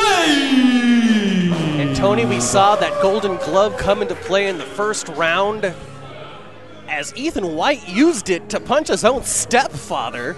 Oh, let's get that cameraman back up here one more time because we're out here again, and I got a feeling that this is going to happen one more time because, ladies and gentlemen, I'm going to make this short and sweet. When you're the cream of the crop, when you rise to the top, turn that camera right here, cameraman, and pay attention when I'm talking and about to introduce the greatest professional wrestler that's ever. The total package, Derek Slade.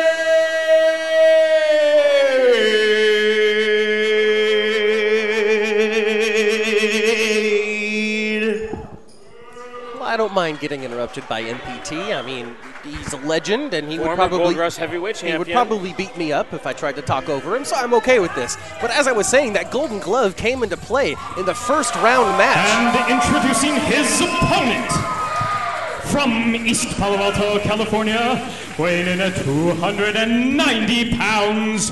He is Willpower Will Hobbs. So you have to wonder if that golden glove is going to come into play again here in the second round. Well, you know, Will Hobbs, a man who knows MPT too well. As I mentioned earlier in the evening, Will Hobbs, when he was Dynamite Division Champion, one of the men he defended the title against was MPT. He is very aware of what MPT is capable of.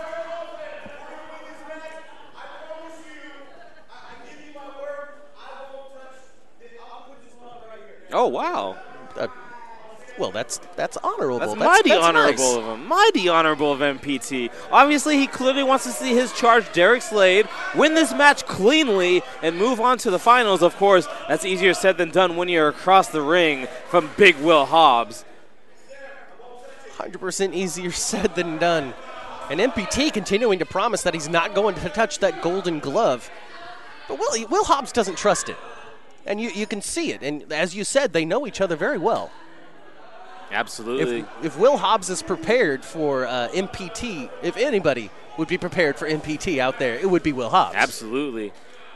In fact, I remember a crazy steel cage match these two men had for the Dynamite Division Champion some years ago. Absolutely wild scene. And now you can kind of say the feud continues through Derek Slade. MPT's charge. Well, definitely here in this match, there's a lot of history between Derek Slade's mentor, MPT, and Will Hobbs. But MPT isn't Hobbs' opponent. It is Derek Slade. Right. With a total package, a complete specimen of wrestling in that ring. And while he might have the guidance of MPT behind him, Derek Slade is a completely different wrestler. Absolutely. Just a great, fantastic wrestler. Chiseled out of stone. I mean, he's the #1 contender to the Gold Rush Heavyweight Championship thanks to that golden horseshoe. So obviously, MPT says something that reads superstar on Derek Slade. Technically the #1 contender to any championship that he wants at Gold Rush at any time of his choosing. Could even be here today. That's right. He can cash that horseshoe in at any time. In fact, MPT, if I'm not mistaken, actually originally once held the golden horseshoe, and that's how he became the heavyweight champion of Gold Rush Pro Wrestling. Will Hobbs with that arm wringer. He's got Derek Slade in control here. Going over one more time for good measure. You know, Derek Slade is in great shape, but Will Hobbs makes him look like a teenager standing right next to him. Huge slam by the epitome of willpower. Will Hobbs, and Derek Slade, he seems to be a little worried about it now, coming in with full confidence. I would be worried too if I had big Will Hobbs across the ring from me with all the experience that he's had. Shot after shot by Derek Slade doesn't seem to be affecting Will Hobbs in any way, who powers Slade right into the corner and catches him with fist after fist after fist after fist of his own. You see MPT shouting orders out there to Jimmy Mack. He needs to keep his eye on Derek Slade because he is getting tossed around like a rag doll. Hip toss, cover attempt now by Will Hobbs. This could, nope, only a 2 count this time. Derek Slade kicking out. Oh, there we go. Derek Slade going for the eyes. Eye rakes onto Will Hobbs, using everything in his repertoire to get advantage over the much bigger man. And now he's got Hobbs himself trapped in that corner. Kick after kick.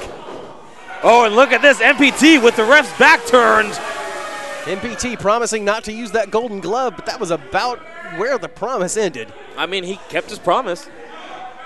Derek Slade now rolling Will Hobbs over. Going for the pinfall. Barely a 2 count. Will Hobbs kicking out. Now Will Hobbs. My God, Will Hobbs, can you imagine if he became the king of the gold mine? Oh, man, King Willpower. Doesn't it have a great ring to it?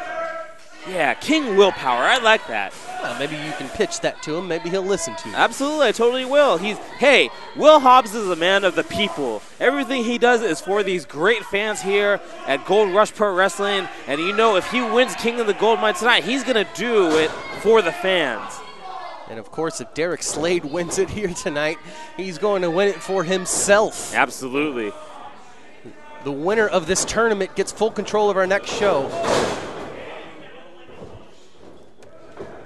Gets full control of this next show, whoever wins this tournament as a whole.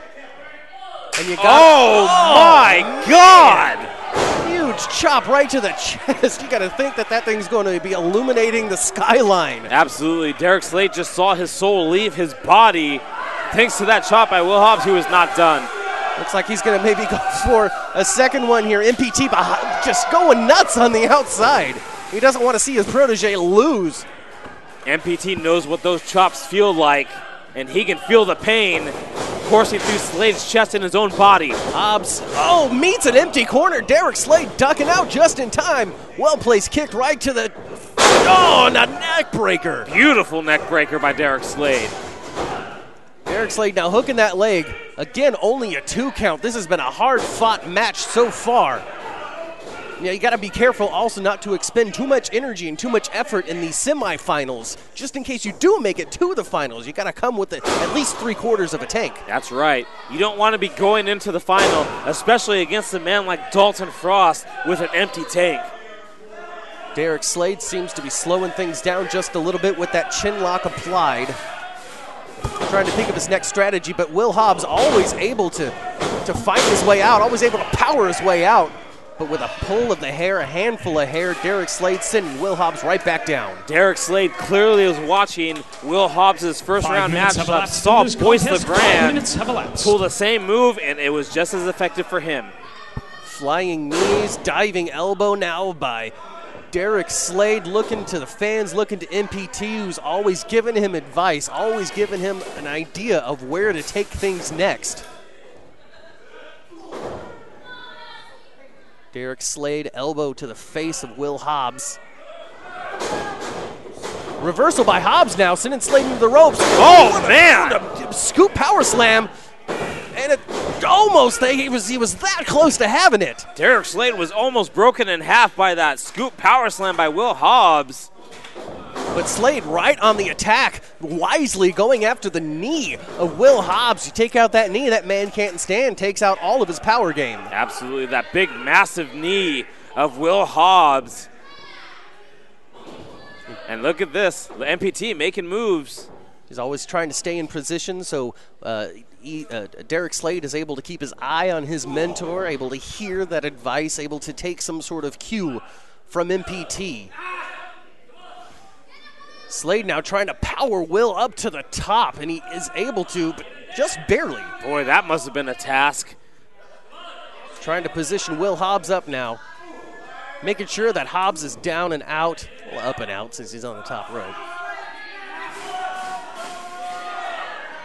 Gotta wonder what Slade has in store for Hobbs at this moment. But Hobbs always fighting back. Elbow. Oh, man. Headbutt sending Slade right back down. Well, MPT, looked like MPT was trying to get Will Hobbs, but missed. Elbow from that middle rope. Slade kicking out. Slade wants to be crowned King of the Goldmine. He could taste it at this point. Absolutely. Can you imagine the chip on Derek Slade's shoulder? If not only is he the holder of the Golden Horseshoe, but the King of the Goldmine? He would become the most powerful entity in all of Gold Rush Pro Wrestling. Absolutely. And Derek Slade assaulting Will Hobbs with those clubbing shots to the back. He's got a front face lock here, won't let Will Hobbs move at all. Slade trying to go for that vertical suplex, but Hobbs proven to be maybe a little too strong. Oh, and this vertical suplex there. Oh, man, remember in his match with Boyce LeGrand, that was enough to injure the shoulder and almost take him out completely. And a 2 count there, Derek Slade kicking out. Will Hobbs now has to think about what he might want to do next, something new that he might want to throw at Derek Slade, who seemed very prepared to go one-on-one with Will Hobbs here tonight. MPT out here shouting. Again, Slade going after that knee. It seems as though the plan is coming together with Derek Slade and MPT taking out that left knee of Will Hobbs. Will Hobbs favoring that knee, and now Derek Slade trying to turn him over for a single leg crab. Finally gets it. And Slade wisely pulling Hobbs away from that bottom rope. Will Hobbs has to rely on the strength of that one leg alone if he wants to be able to get out of this move. Whoa. Maybe I considered Will Hobbs a little more beat up than originally thought, but he's able to get that bottom rope. Slade holding on to it, working that count all the way up to 4. He knows he has till the count of 5 before the disqualification happens. Bit of a smart move by Derek Slade, abusing the power, if you will, using the referee's 5 count to his advantage. Oh man, this is a straight elbow to the kneecap of Will Hobbs. That kneecap, if a well-placed strike, enough power onto that kneecap will do a tremendous amount of damage to the entire joint. Absolutely. Your kneecap could end up in your thigh if you're not careful. And continuing to drop elbows, headbutts right onto the knee of Will Hobbs. Derek Slade has Will Hobbs in his sights.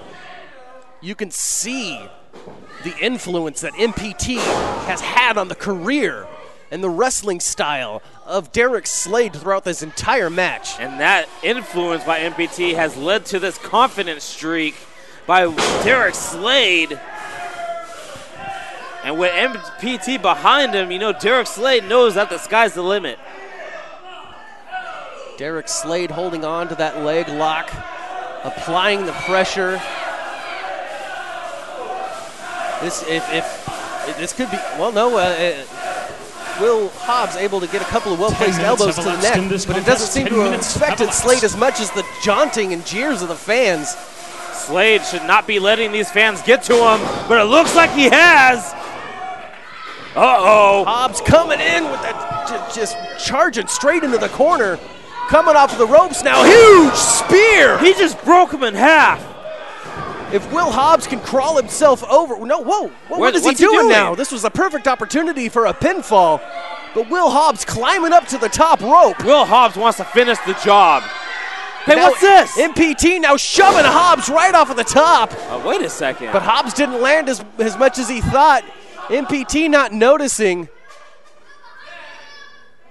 Will Hobbs totally distracted now by MPT. Oh, no. Who thought he was hugging Slade, but no, it's Hobbs.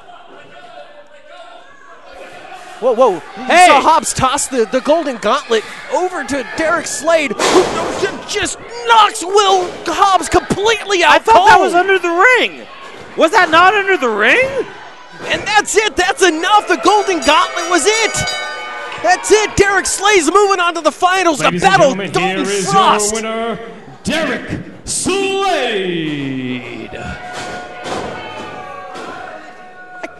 Well, MPT kept his promise. He wasn't the one that used the golden gauntlet. It was Derek Slade. He must have got it out from under the ring during the match. I never saw that. I didn't see it. Referee Jimmy Mack didn't see it. Nobody saw that coming. Well, just like that, Derek Slade moving on to the finals. Moving on to the finals, he's going to take on Big Dalton Frost. The winner of that final confrontation is going to be crowned King of the Goldmine. But before we get to that, Tony, we've got a tag team championship match. Absolutely. The Hidden Futura is going to go 2-on-2 with the Creepy Show Carnival, Jekyll's and Big B. Oh, man, Jekyll's is in the building? Jekyll's is in the building, is ready to play. He's ready to play his games, and he's ready to capture a championship here at Gold Rush Pro Wrestling. Before we get to that, Derek Slade showing the disrespect, kicking dust and dirt onto Will Hobbs. And MPT celebrating alongside his protege. That final is coming later on in just a few short minutes. Will Hobbs has got to be disappointed. Disappointed, frustrated, who knows? But I'm excited to see the final tonight. I'll say that much. Derek Slade versus Dalton Frost should be a barn burner. Matthew Theall. Well, let's not burn any barns down, but I understand what you're trying to say there. Big tag team championship match coming up next, though, folks. Stay with us.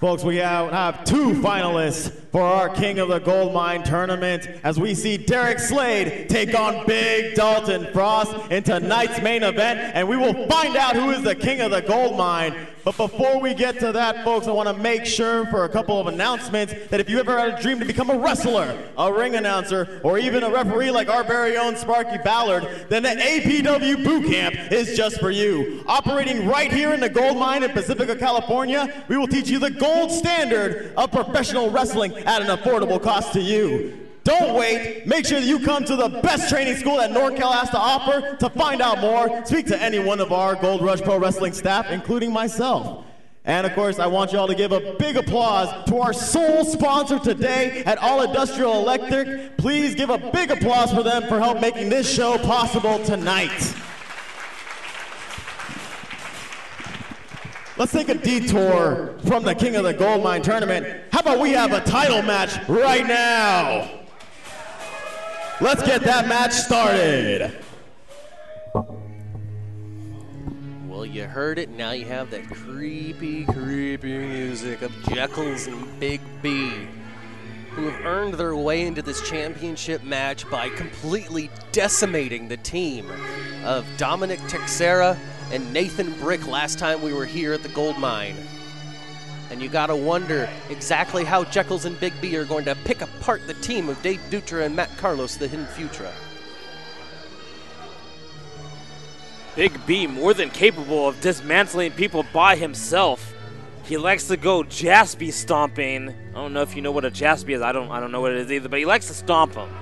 And of course, Jekyls, the freak, a man who has just been in absolute wars throughout Northern California.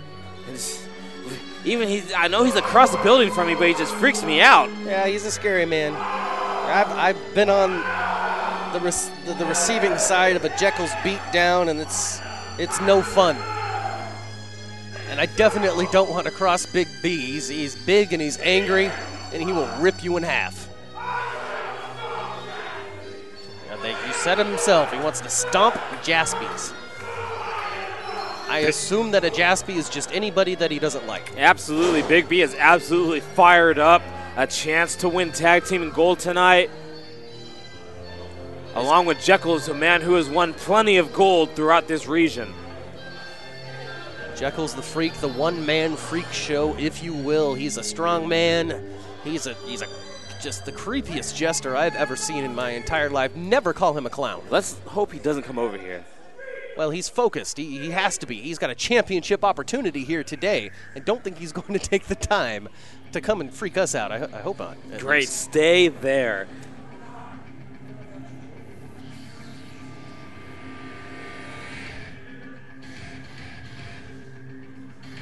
But now you hear it, Tony, the music of the champions themselves. Absolutely. They just recently won these titles just a month ago, and then 1 week later after winning them, defended them here in the gold mine. This is their second defense here, and it's a big one. There we go. Here they are, the tag team champions coming out just full of energy. Matt Carlos always fired up, always ready for a challenge, and of course, the Futura, Dave Dutra, a man who is a magnet to championship gold. That's a very good way to put it. Absolutely. Dave Dutra, a magnet of championship gold. I'm going to write that down, Tony. You're absolutely more than welcome to take that. You are the greatest mind in professional wrestling. So I will steal blatantly from you. You will steal it blatantly from me. Absolutely. That's how it's done. No, if you're going to steal from someone, steal from the best. Whoa. Let's not get ahead of ourselves I'm not calling myself the best. That's a bit far-fetched. You're right. The future Dave Dutra, the Hidden Gem Matt Carlos, your Gold Rush Pro Wrestling Tag Team Champions. The best of friends, trained together, traveled together, fought each other. If there's two people that know each other as well as anybody, it's Dutra and Carlos, and it's because of that camaraderie and it's because of that comfort with one another they were able to ascend the tag team ranks at Gold Rush Pro Wrestling immediately and take that championship away from the Classic Connection. Ladies and gentlemen, the following tag team contest is for the Gold Rush Pro Wrestling Tag Team Championships.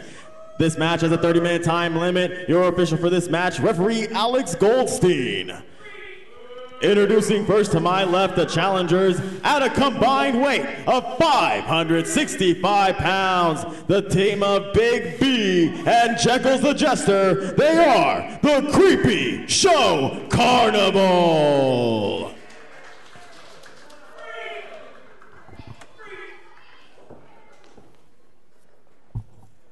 And their opponent standing to my right at a combined weight of 405 pounds. They are your Gold Rush Pro Wrestling Tag Team Champions, the team of the Futura, Dave Dutra, and the Hidden Gem, Matt Carlos. They are the Hidden Futura.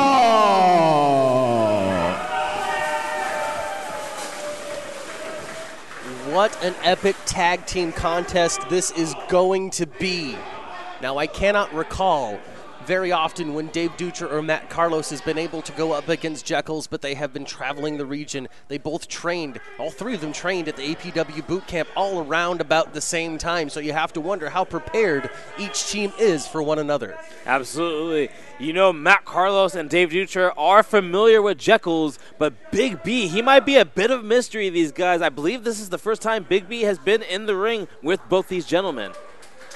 And it looks like Big B is eager and ready to start things out as our first the first two members of each team in the ring right now, Matt Carlos and Big B. And you see Matt Carlos, he's got a little bit of bandaging on that right shoulder, coming in a little bit, maybe a little weakened, and making it a little obvious as to where the target should be for the Creepy Show Carnival. You and I both know that Matt Carlos goes full force in all of his matches, so him being a little banged up is not really that big a surprise, but I don't know if you want to be banged up with an absolute beast like Big B. Well, Big B showing his dominance early on by slamming Matt Carlos in the middle of the ring. Just hammering shots right to the face of the Hidden Gem. Sending Matt Carlos off the ropes, coming back now. The action's so quick now, leapfrog by Big B. I didn't expect to see things move so quickly with him in the ring. Yeah, usually Big B moves forward. That was kind of foreign to me. But Matt Carlos always moving forward as well. Matt Carlos might call himself a hidden gem, but he is always out of control and completely unpredictable. Nice, well-placed elbow sending Big B right down to the mat. Matt Carlos now is in control of this and now has separated Big B from his partner, Jekyls. You saw how Matt Carlos immediately got in the way, in the path of Big B to Jekyls, cutting him off and then making the tag out to the Futura, Dave Dutra. The Futura, Dave Dutra, showing right now that he is the present of professional wrestling. But Big B holding on to that rope. You gotta wonder you gotta question the strategy there. It looked like Dutra was trying to whip B into his own corner. You don't want to get Jekyls in there. He's fresh and he's ready. Absolutely. Jekyls is absolutely foaming at the mouth to get into the ring. A huge mouth, I might add. Big B vertical suplex planting. Dave Dutra going now. Lateral press, only a 1 count. Dave Dutra with the heart of a champion, able to kick out. Big B always just trying to break down and beat down his opponents with those clubbing shots.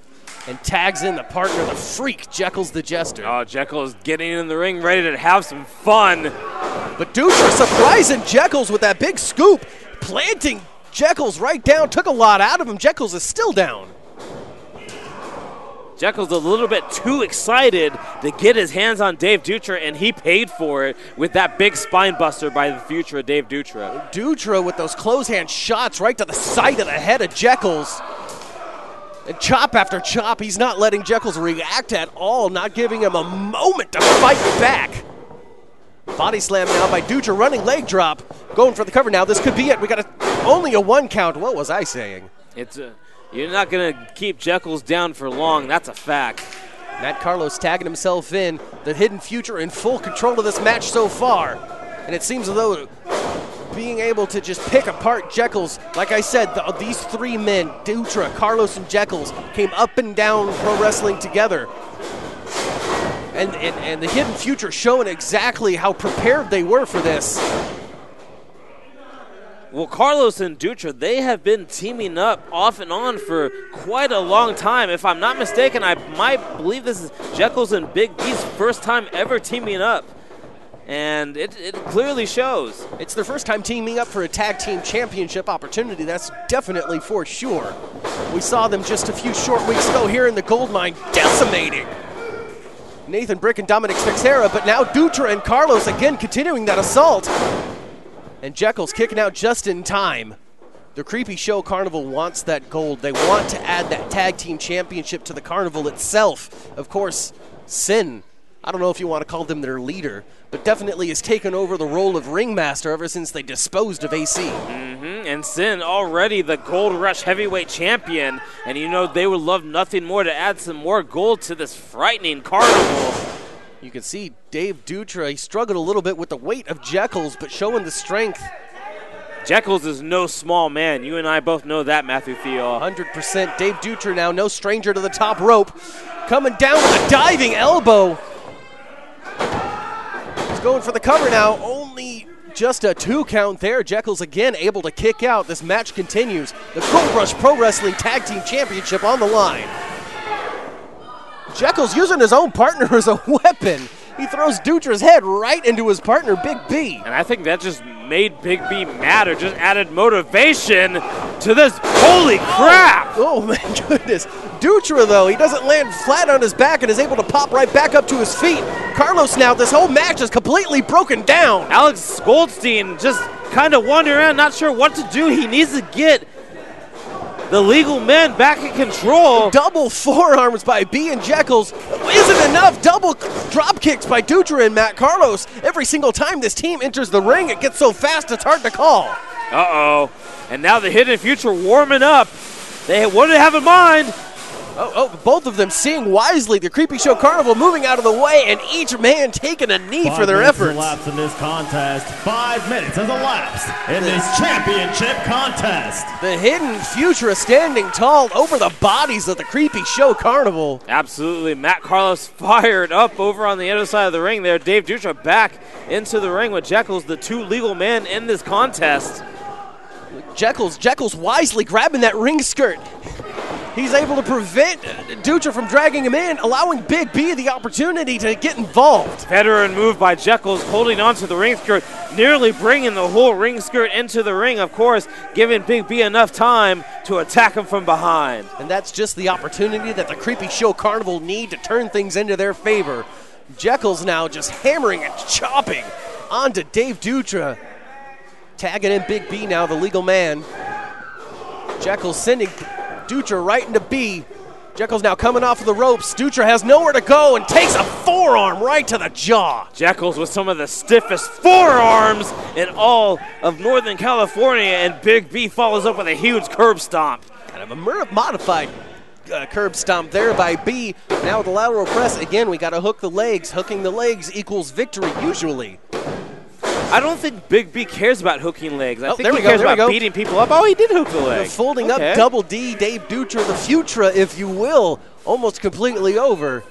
But Dutra able to kick out, but all he's doing is just continuing this assault. Absolutely. Big B, completely relentless, has not stopped moving forward since he's gotten back into the ring, and Dave Dutra is paying for it. B picking up Dutra like he's nothing and just dropping him onto the back of the head. And you see the strategy of the Creepy Show Carnival. They are going for pinfall attempt after pinfall attempt after pinfall attempt, because if you don't pin the man, you're not going to win. And Jekyll's with a nice forearm to the face of Matt Carlos, followed up by another one to Dutra. Carlos trying to get himself in there, and they need to rein in their emotion. All they're doing is just allowing Jekyll's to continue to just pound on Dutra. Oh, God, did you see the kick? Oh, he's not pounding Dutra. He's playing with Dutra. Oh, God. And another just kick right to the side of the face. Just knocking him out halfway out cold, turning him into a dummy. And just dumped Dave Dutra on his head. Dave Dutra desperately in need of a tag. Jekyll's now with only 1 foot, but Matt Carlos able to break up the pinfall. And again, in and out tags by the Creepy Show Carnival, making sure that each man stays fresh so this beating can continue. Dutra, though, able to land on his feet, gets that last-minute tag. Matt Carlos ducking out of the way. A forearm of his own onto the face of Jekyll's. Matt Carlos now up onto the top. And he's flying kicks right to both members of the Creepy Show Carnival. Matt Carlos absolutely on fire, just showing his great agility and veteran wherewithal. Matt Carlos kicking Jekyll's, knocking him off base, and able to get that DDT. Oh, Jekyll's God! Coming in with that big boot. One to Dutra, but Dutra catches Jekyll's with a knee. And then a face break, code breaker. A code breaker backstabber combination. Carlos, Big B breaking up that finishing move attempt by Matt Carlos and Dave Dutra. Carlos now ducking those double clotheslines, coming in, gets caught with what? Oh my goodness. Oh, God! My God, just toying with Matt Carlos and flipping him over. Matt Carlos down. Jekyll's trying to catch a breath, and Big B just, I don't even know words right now, Tony. Just all kinds of action taking place right now in front of us. We are breathless here. Tag team gold on the line. And Dave Dutra, big forearm. Flying forearm, a spinning clothesline into that corner. Just so much is going on. Dave Dutra looks like he's climbing back up to that top rope. Oh, look out. But Jekyll's coming, another big boot onto the side of the face, hanging up Dutra. Matt Carlos now coming off with that Union landing. Matt Carlos, he's ducked that spinning kick by Big B. Just throwing B right up to the top rope. Dave Dutra seems to have gained composure himself one more time. What does the Hidden Future have planned for Big B? Looks like Matt Carlos might be going for a superplex attempt here, and he hits it. And Dave Dutra with that Farg splash. Carlos with the cover, and that's it. They retain the titles. Your winners by pinfall, and still your Gold Rush Pro Wrestling Tag Team Champions, the team of Matt Carlos and Dave Dutra, the Hidden Future. I gotta be honest with you, Tony, I am absolutely surprised with the result of this match. I didn't think that the Hidden Future had it in them to take and beat the Creepy Show Carnival. There was multiple times here tonight where the Creepy Show Carnival were just seconds away from winning tag team titles here tonight inside the Gold Mine, but the Hidden Future comes out on top and retains. Matt Carlos, the Hidden Gem, the Hidden Future, celebrating their championship victory. Jekyll's oh no! Oh God! No! Oh God! No, I got makeup. He's marked you. Sweat. He's marked you. Is he going to beat me up again? Oh man! Better you than me, I guess, but still. That's pretty rude, Tony. I need a moment. Way too close for comfort, man. Well, while Matthew's over here recovering, Dave Dutra and Matt Carlos celebrating in the ring. They have retained the Gold Rush Tag Team titles. Matthew, are you okay? Do you need some water? Yeah, we got a final of a tournament coming. I need to. Yes, we do have the tournament. The finals of the King of the Goldmine tournament are coming up, and I think Matthew needs some help, folks. If we can get like a rag out here for him or something. I'm gonna be okay, Tony. Okay. I'm a tough guy. Okay, good. I just needed a moment to compose myself. All right. Oh, I need to clean my glasses. Flashbacks to the garage, huh? I don't want to be reminded. The entire Carnival of Shadows kicked the crap out of me once. It was no fun. What an amazing title defense for the Hidden Future. Folks, I don't want to waste any more time. It is now time for main event!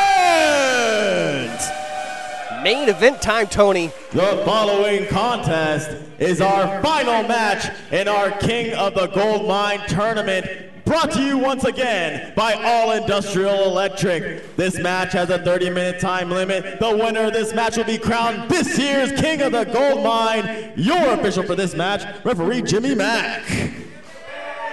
Oh, all right, composure has been regained. Introducing first. The finals are upon us. You see the ring, the crown for the winner of this finals. Derek Slade, Dalton Frost.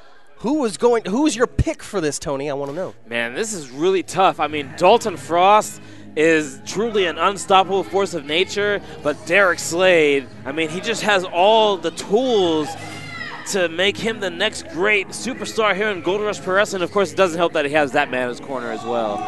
It does help that he has that man in his corner. It Excuse does nothing me, but help. It does help, excuse me. It doesn't hurt is what I meant. Derek Slade earning the right to be in the finals here through 2 previous victories that we saw, taking out Ethan White and Will Hobbs, of course, with the help of MPT from time to time. And now here he is. He finds himself with a huge opportunity to take full control of the 6th Golden Rule, taking place at Ingrid B. Lacey Middle School here in Pacifica, California on October 20th. Ladies and gentlemen, might I remind you guys of something real quick? Cameraman, you can stay down there for a second because we haven't had this view for the evening.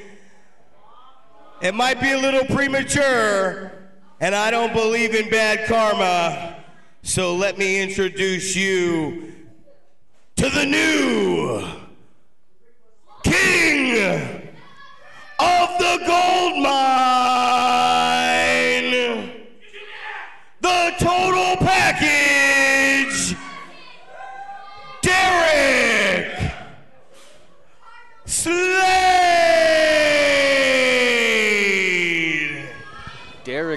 the total package in here with MPT, his mentor. And his opponent.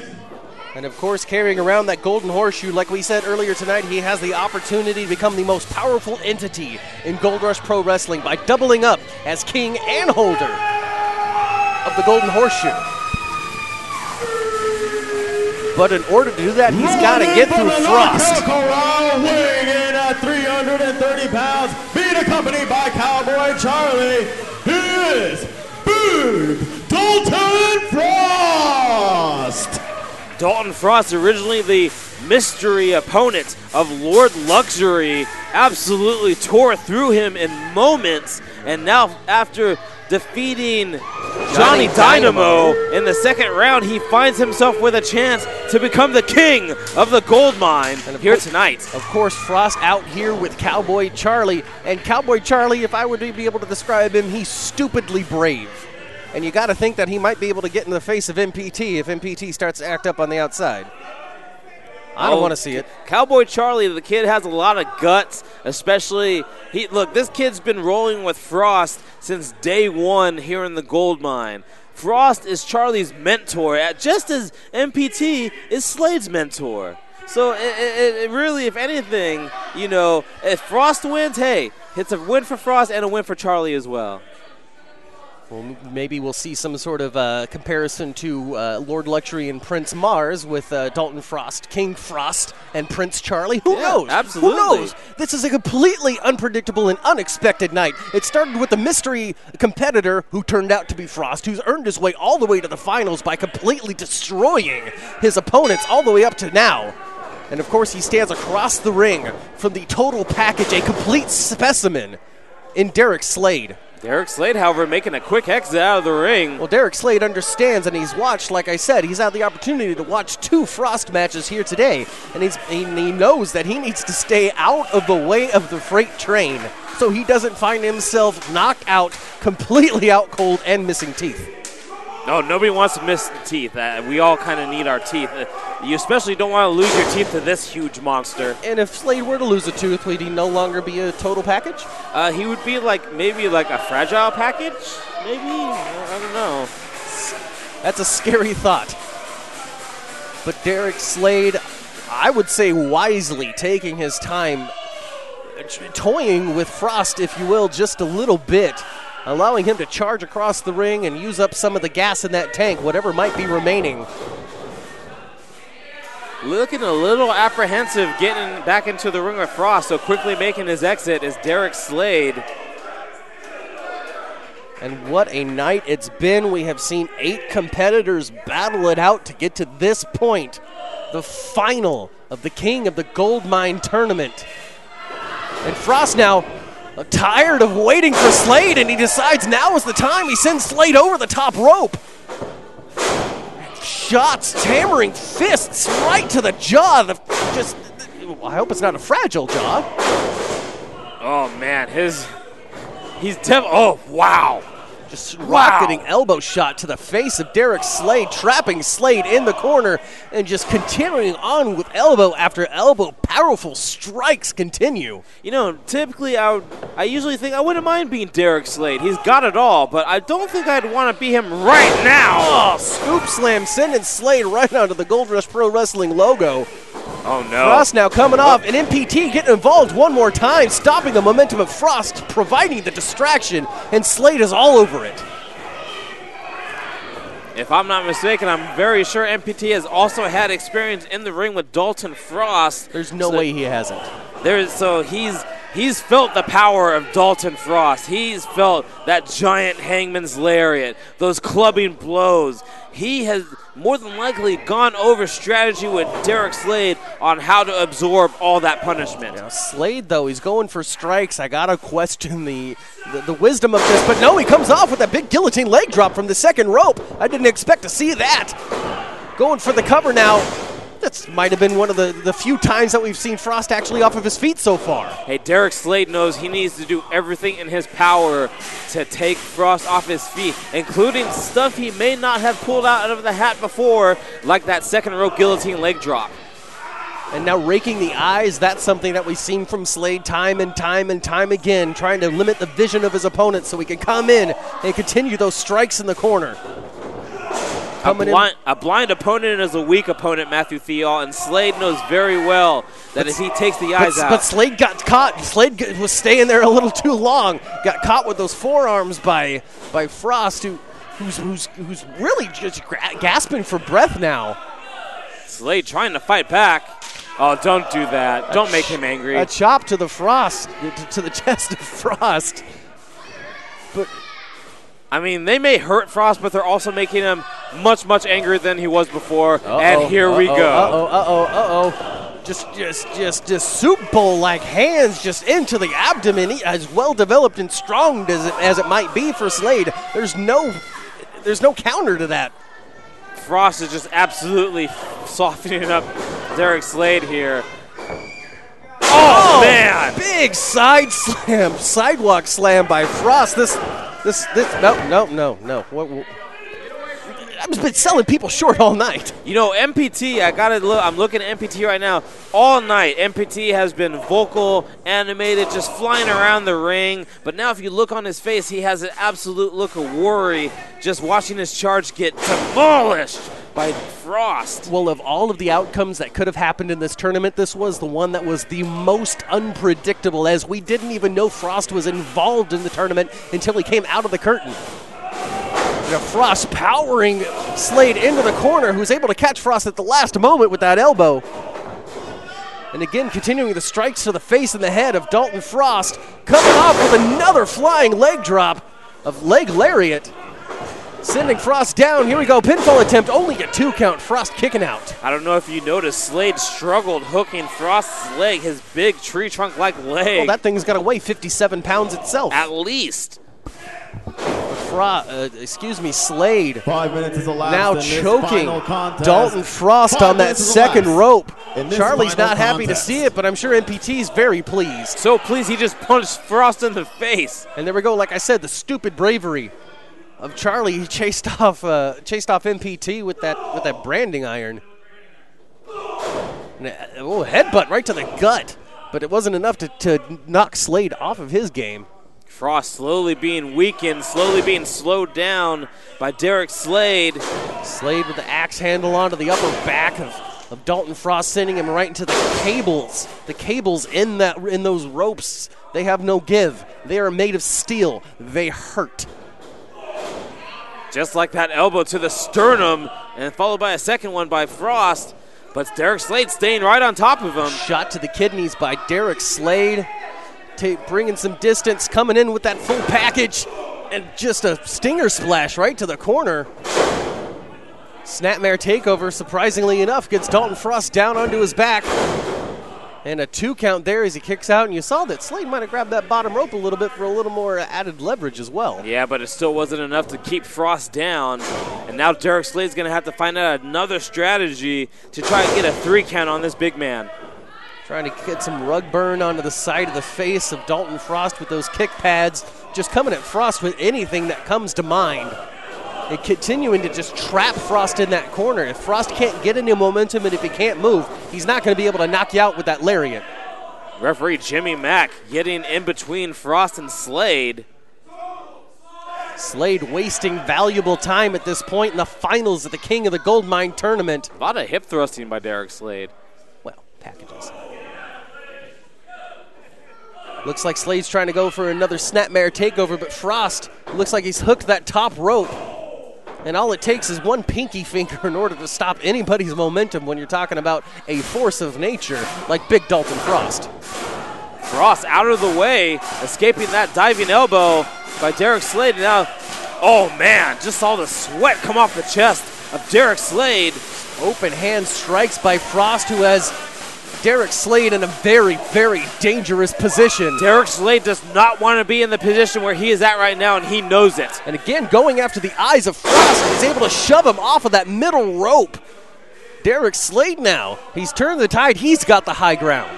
Now Derek Slade, all he has to do is come off that top rope and hit Frost, and he could be on a fast track. No, Slade going for his flying senton, but Frost rolling out of the way in the nick of time. both men down and out. What would happen if we ended in a double countout? Jimmy Mack becomes king of the gold mine. I strongly doubt that. He's the last man standing. Derek Slade maybe has the advantage of youth on his side, able to get back to his feet before Frost, but he doesn't have quite the strength left to follow through with those shots. Frost sending Slade in the corner, charging in now. Again, we were talking about that freight train momentum. Oh, Jesus. Just throws Slade all the way across the ring. Oh, no! Slade pulling in the... We saw this earlier tonight. Slade pulling the referee. Jimmy Mack, he's tiny. He's got crushed like a bug. MPT now in the ring. He's got that golden gauntlet on. We've seen it twice here tonight. Is it going to be it? This is it. It is it. This is it. Whoa, whoa, whoa, whoa, whoa. Close. Frost ducking out of that golden gauntlet and dumped MPT out of the ring unceremoniously. Oh, no! And completely knocks the face off of Slade. Slade is dead. Derek Slade is dead. Jimmy Mack makes the 3 count. That's it. That is it. We have a brand new King of the Goldmine, surprising everybody here today. Your winner by pinfall and your 2018 King of the Goldmine, Big Dalton Frost. I don't believe what I'm seeing in front of me. Big Dalton Frost, your new King of the Goldmine, the man in full control of the 6th Golden Rule. Big Dalton Frost taking out 3 competitors to make it here today. Rick Luxury, he's taken out Johnny Dynamo, and he has knocked Derek Slade's face clean off of his body. And now he is being presented with the King's crown and cape that signifies him as the 2018 King of the Goldmine. The coronation is complete. Big Dalton Frost winning it all against all odds in this final match. As we saw him beat the Golden Glove, he was able to duck out of the way just in time and throw MPT out of the ring. Lariat onto Derek Slade. And now the King is going to address everyone. Come on, music. Go Rush. And there's a long time coming right here for the resident Cowboys to get a big time win. And I can't think of anything bigger than being 2018 King of the Goldmine. Charlie and I, we've had our ups, our downs, our where the heck did we get lost at? But right now, we're about redemption. See, me and Charlie, for well over the last 3 years, there's been one man who's taken us to hell and back with no remorse, and he's caused us a major grievance. And the only way I can think about redemption is to challenge that man to a match for the thing he holds dearest. So Sin, if you can hear me, October 20th, I challenge you, man to man, for your Gold Rush title in this ring, in a steel cage. There will be no questionable outcomes. You will walk in and you will go toe-to-toe with Big Dalton Frost. I'm gonna get me my redemption, Charlie. We're gonna get our redemption. Oh no. Oh no. Doesn't seem like we're going to have to wait to hear what Sin has to say about that. Is the ring going to be able to contain these 2 behemoths? The King of the Goldmine, Dalton Frost, and the Gold Rush Heavyweight Champion, the Nightmare Sin? Oh no. Oh no, Sin has not come alone. He's brought the entire Creepy Show Carnival with him. And you gotta know, you gotta think that this is a way to show Frost exactly how serious Sin is about the challenge that Frost just laid down, coming out here with backup.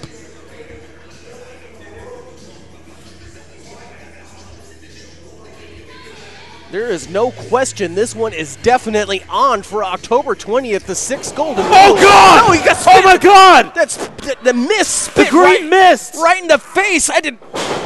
Frost completely unprepared for that. He could be blinded now. Oh, his eyes are on fire. Oh, no. Will he even be ready for a championship opportunity? I'm not worried about that right now. Charlie. I'm worried about that. Charlie. No, what? Hey! They put a sack over Charlie. Hey! What are you guys doing? What are they? They've thrown that sack over Cowboy Charlie. Frost blind on the outside. Throwing Charlie over his shoulder. Oh, they're taking him. This is a kidnapping. They are taking him. They are kidnapping Cowboy Charlie. Frost, October 20th, me and you, one last time in the cage. But I'm gonna up the ante. We're gonna make it a Carnival of Chaos match. And I promise you, the most pain you have ever been in your life. Holy cow, Tony Gonzalez. October 20th, the 6th Golden Rule for Ingrid B. Lacey Middle School, a Carnival of Chaos match in a steel cage for the Gold Rush Pro Wrestling Championship. Sin taking on the new king of the gold mine, Dalton Frost, who doesn't see the referees coming to his aid. He's trying to fight off whoever's coming. And the Carnival, they've completely kidnapped Cowboy Charlie. What in God's name is a Carnival of Chaos match? I can only imagine what Sin might have in store for this. But Frost seems to have washed that mist out of his eyes, and he is not waiting to go try to go save his friend, Cowboy Charlie. What an incredible night that we've seen here today, folks. I'm Matthew Thiel. This is Tony Gonzalez. We're going to see you on October 20th. Don't be there. I am worried for Cowboy Charlie's safety, but nevertheless, we have a new king of the gold mine in Big Dalton Frost. He's going to be meeting Sin in a Carnival of Chaos match on October 20th. That means that there are 2 cage matches on October 20th. Mark it in your calendars. Make sure you follow Gold Rush Pro Wrestling on social media to find out more information. Folks, it's been an amazing night. My name, once again, is Bruno Beretta, alongside Josh Medeiros. Thank you so much for joining us here at Gold Rush Pro Wrestling. Have a wonderful night, and please drive safe.